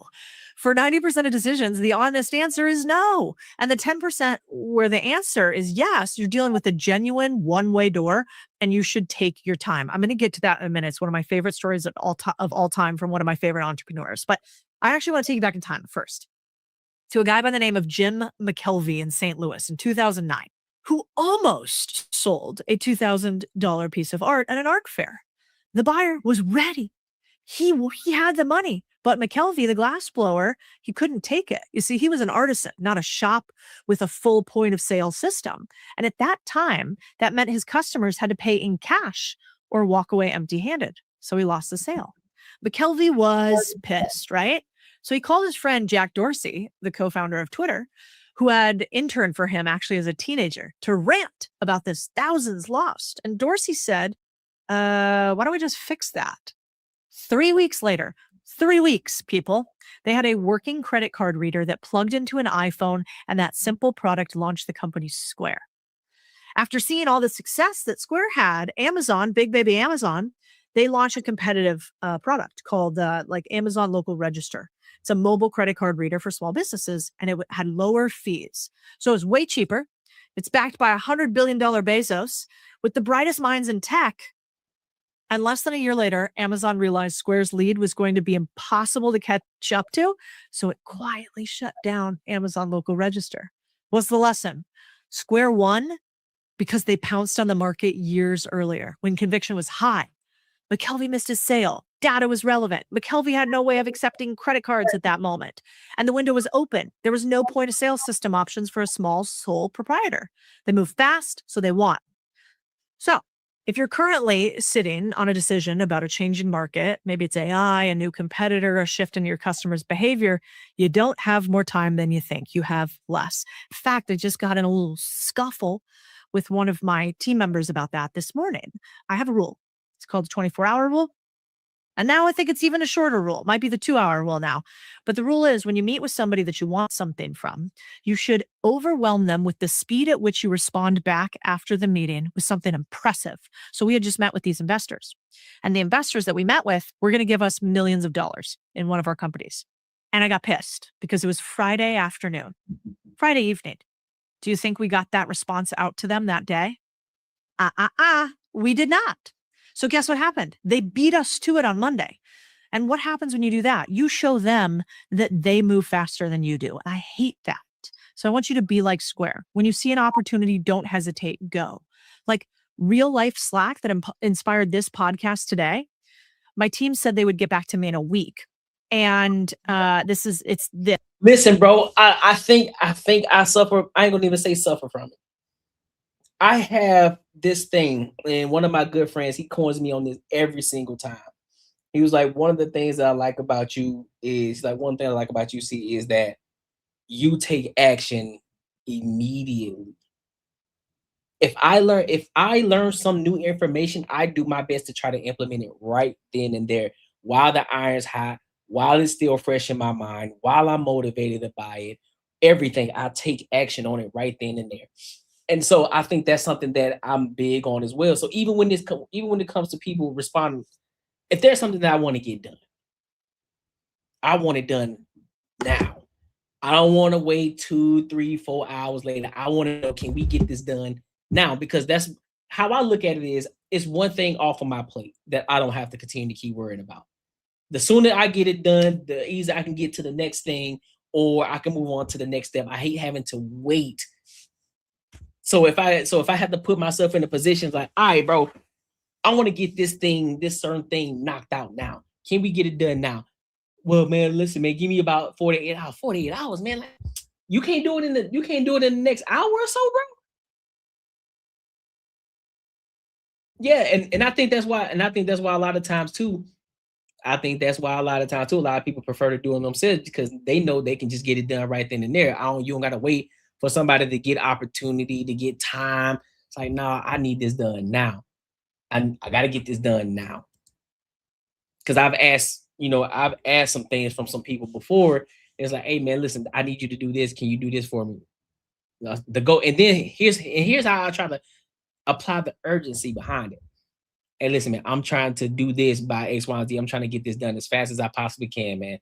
All right, man, I'm gonna help you out. Bet. Next thing you know, you don't hear nothing back. You try to give it a day or so. And then on top of that, you try not to be that person that seems as if they're trying to be so pushy. But it's like, man, dang, bro, like, what are we doing? Like, you ain't got no information for me? You ain't got nothing? No update, no nothing.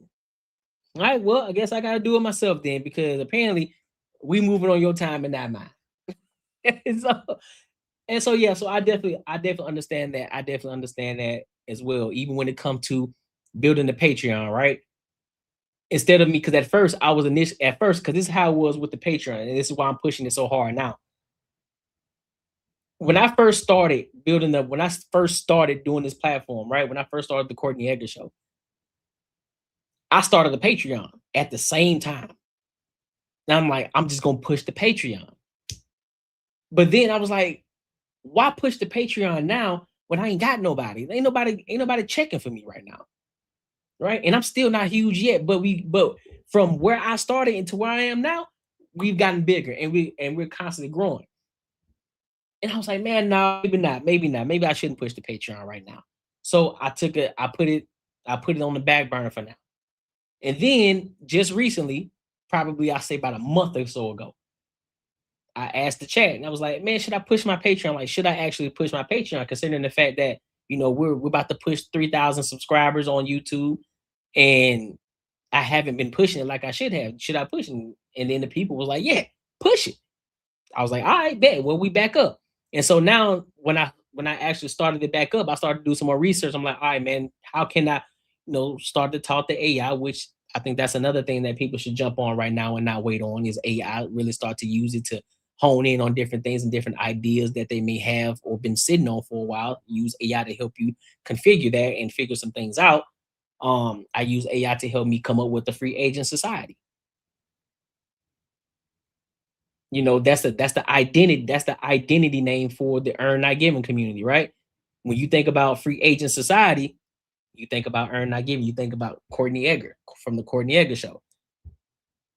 Because now there's an identity attached to it. Like, well, okay, so what does a free agent mean? So free agency, think about what a free agent is. When you think about basketball or when you think about football, a free agent is somebody who has to work their tail off in order to get that contract. They aren't tied to anybody, but they have to put in the work. They have to get to it. They have to do better than the next person. They have to show their worth and they have to show their value in order to obtain that contract from whatever team that wants to work with them. And it goes along with not being tied down and not being held to a narrative that people want you to say, or being able to speak a certain way and not letting everybody else predict on what you say. Because a while back, somebody told me that I was a paid plant in order to push a narrative. I said, nah, don't nobody pay me to do nothing. I do this off of my own whim. I do this because I want to do this. I'm not tied down. I'm not tied down by anybody to tell me to push a certain narrative. I'll talk how I talk, and I'm going to continue to keep doing that. And that's why I came up with Free Agent Society. So if people want to be a part of that, and then on top of that, and ultimately it's about earning your keep. It's about building your own table. And that's where the Free Agent Society came from. So if you want to be a free agent, tap into the Patreon. If you feel that aligns with you, become part of the Patreon, man. Become part of the Free Agent Society. All right. But let's keep this video going. Yes, if you're on YouTube, you can see it right now. Also, hi, YouTube, like and subscribe. I just sent this out to this team as I was reviewing what I wanted to talk to you guys about. And basically what it says here is, no, don't wait a week. Let's spin this up in 24 hours and see if anyone bites. If they do, we'll build it, which basically means we don't have a product. We're not ready actually to launch this, but I want to spin it up, see if we can get credit cards. And if we can't, we're going to launch it and then we'll figure it out. We'll build the airplane on the way down. That's how you should work in this world today. Otherwise, you're, as the kids say, nig me, not going to make it. And, it's not just these stories from me or Square, this story is so good. I don't think it's told enough. So in 2010, there's this guy by the name of Kevin Systrom, and he had a dying check-in app called Bourbon. Like, it wasn't going to make it. It had like 100 users, $500,000 of VC money in the bank, and a product that apparently nobody wanted. But when Systrom looked at the data, he noticed that users, there's 100 of them, loved Bourbon's creative photo posting functions. So he pivoted. He got rid of check-ins and he kept the photos, and he rebranded his Instagram. Instagram launches in like October of 2010, and the response is insane. 18 months later, Facebook pays $1 billion for them, and only 13 employees are on the payroll at that time, which is wild. We have like 100 employees, just so you know. And sadly, I'm not quite $1 billion yet. But here's the key takeaway. It's not just that they pivoted. People do that all the time. It's that they moved fast. Like, every competitor in photo sharing was still running roadmap reviews while Instagram was live and growing. So Systrom didn't have better data than his competitors. He just acted while the data was still fresh. So don't let yourself get pulled into decision decay, because decision decay is the why. So now you need 2 rules for the how. And I want to steal these from like one of the best of entrepreneurs of all time, whether you like him or hate him. It's the bald man himself, Jeff Bezos. And rule number 1 is the 70% rule.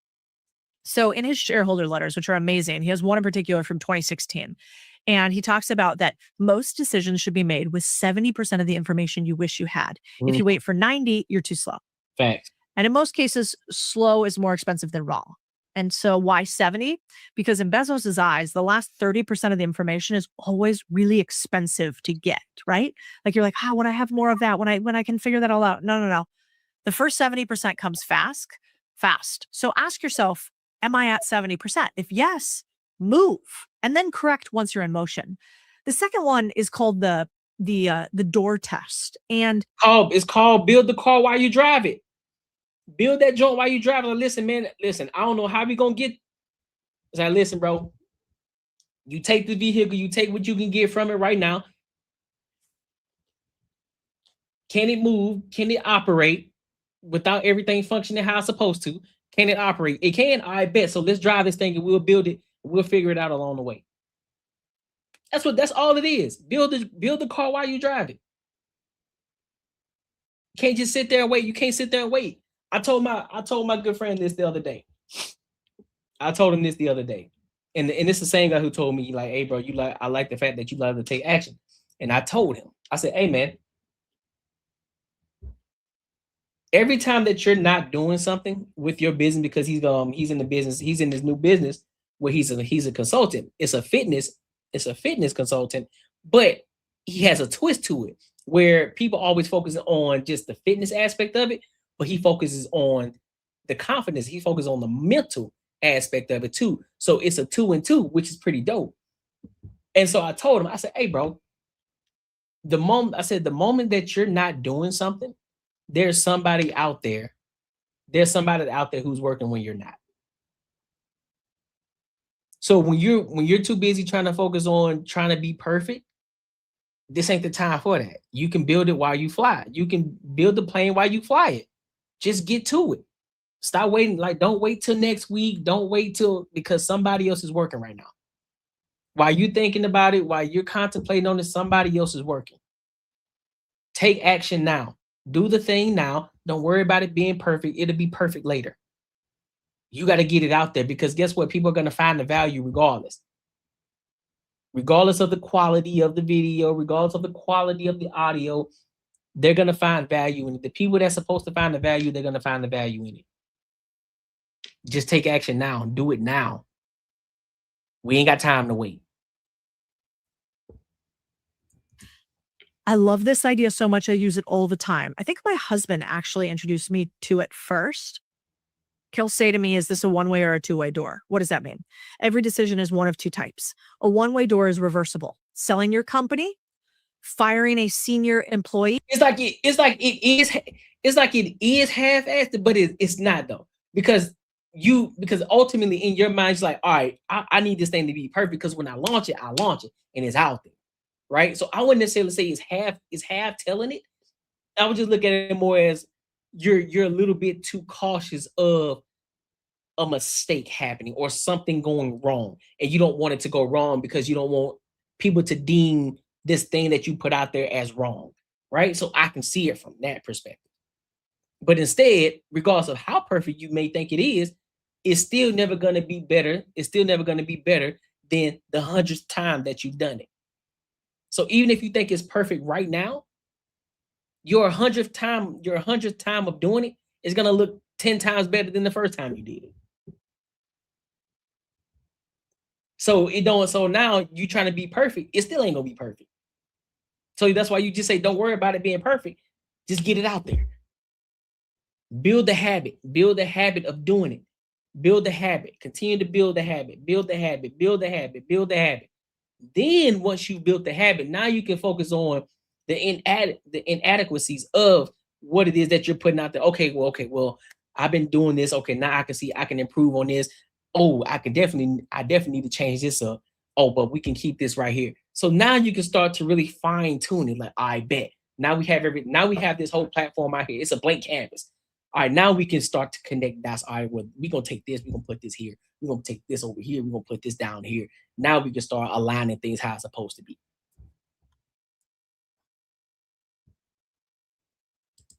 Glass half full. Yeah, I mean, I guess it can be perceived like that.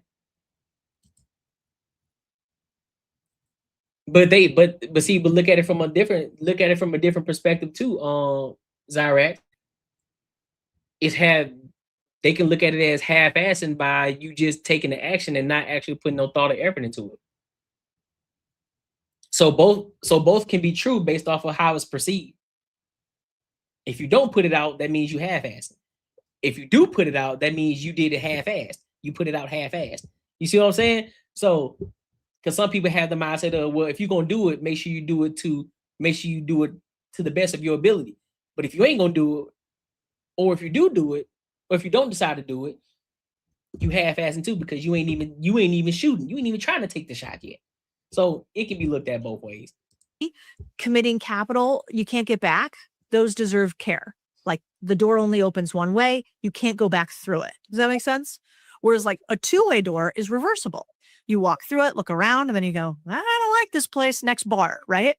So that might be something like testing a price, hiring a new contractor, posting something publicly. The 2016 letter basically says, you should make these moves fast by high judgment people and don't use a fucking committee. Committees are where dreams go to die.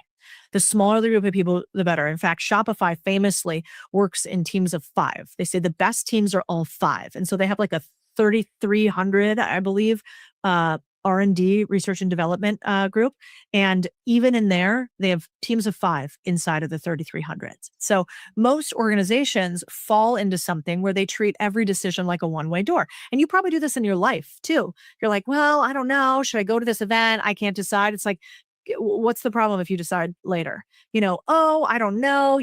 Should my kids and I go on vacation here and there? I don't know. Can we make that? Is that like a life-changing decision or not? Like how many low-level decisions do we make every single day that we treat like one-way doors and they aren't? So do an audit tonight. Look at your 5 most stuck decisions. Probably at least 3 of them are two-way doors. So walk through, baby. Stop treating it like you can't go back. And the research is actually really on his side. There's actually a really fascinating phenomenon. I believe it's called the Zeigarnik effect. I don't know. You guys tell me if I'm spelling that or saying that right on the internet. But this shows how unfinished tasks occupy disproportionate mental bandwidth. Like, you know what I'm talking about, right? Like your brain hates that open loop that you're like, oh, my mom's kind of famous for this one. Sorry, mom. She, every time we leave the house, I swear to Christ, I'm 39 years old. Every time we leave the house, she goes, did I unplug the curling iron? Did we shut the garage door? It's like, is looping every time. And those small decisions, they eat away at your cognitive power. So if you've been feeling foggy, scattered, and drained, look at your decisions and close those loops.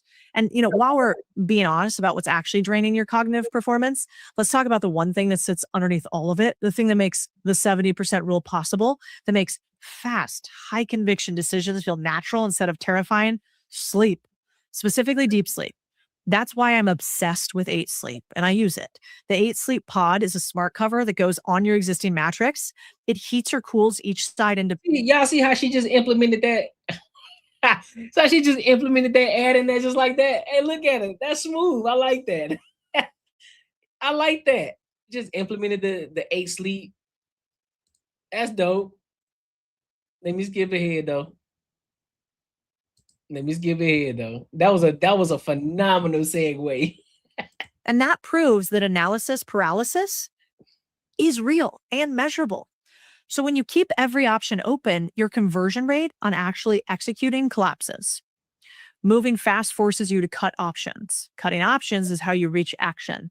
So the research all kind of comes together on one conclusion: commit to constraints. Like, if you can just reduce your choices and make those decisions, watch how your life improves. And I can tell you firsthand because I do it too. Hey, bro, she cooking. I ain't gonna hold you. She cooking. She straight up cooked. I know that, and there's more to it too. There's more to it. I'll make sure I link it when I clip this up in the original single form video. I'll make sure I link that video back so y'all can go watch it for those of y'all who may be struggling with analysis paralysis and, you know, and are struggling with just taking action. So I definitely do that. But shout out to Cody Sanchez, man. She's dope, bro. I ain't gonna lie. I think she was just named top 10 content creators. And I think on top of that, making $31 million through content creation by herself. That's not talking about the businesses that she owns. It's crazy. That's dope. That's dope, man. So shout out to her. And if any of you have gained value from this video, make sure you like, comment, and subscribe for the algorithm. Make sure you hit the bell notification and share this with your family and friends. And also make sure you tap into the Patreon, become part of the Free Agent Society. All right. Listen, if you enjoyed this video, be sure to check out either of these 2 videos right here. And make sure you share this post with your friends and your family. Yeah, exactly. Exactly. Got that cow skin couch. Exactly. Oh, she got bread, dog. When you at a point in your life where you get chauffeured around everywhere in an SUV. In a black SUV, yeah. You doing big things out here in these streets. You doing big things out here. So yeah, she gives a lot of great insight, man. I listen to a lot of things that she talks about. Some of the things I have implemented too that she talked about too. So she's dope, man. She's dope. I rock out with her. I definitely rock out with her. But man, another great show. Another great show in the books. For the people who came through, I appreciate y'all for showing love. I appreciate y'all for tapping in. That lets me know that I'm doing great with this show and that more and more people are starting to rock out with your boy. It says a lot. I definitely do appreciate y'all. It's something about being around business owners that talk like that gets me going. You feel me, dog? Listen. I am 100% with you, dog. I get into a whole different mode. It's like I think for me personally, it's because I see myself being in that position. I think that's why I get so excited about it. I see myself being in it. And on top of that, because I am doing something, I don't care what nobody talk about. I don't care what nobody else got to say. This right here is a business and I'm building it. And so me being able to, maybe because it ain't at that scale where I needed to be yet, but because I see people doing this, because I see myself being that person. And I think that's why it gets me so excited. And I'm actually working towards it. I'm not just talking about it. It's not alcohol talk, right? It's because I'm actually doing it. I'm doing it in real time. I'm building this joint on the fly. And I think that's why I get so excited about it, man. And so I'm going to continue to learn. And then the things that I do learn, I'm going to show, I'm going to add that value as well. And I'm going to do that in the Patreon too for the people who want to go to a deep dive, who want to deep dive into it and what it is that I'm actually doing and things that I have to come. All right. So with that being said, man, I appreciate y'all for kicking it with your boy. And until next time, Holla.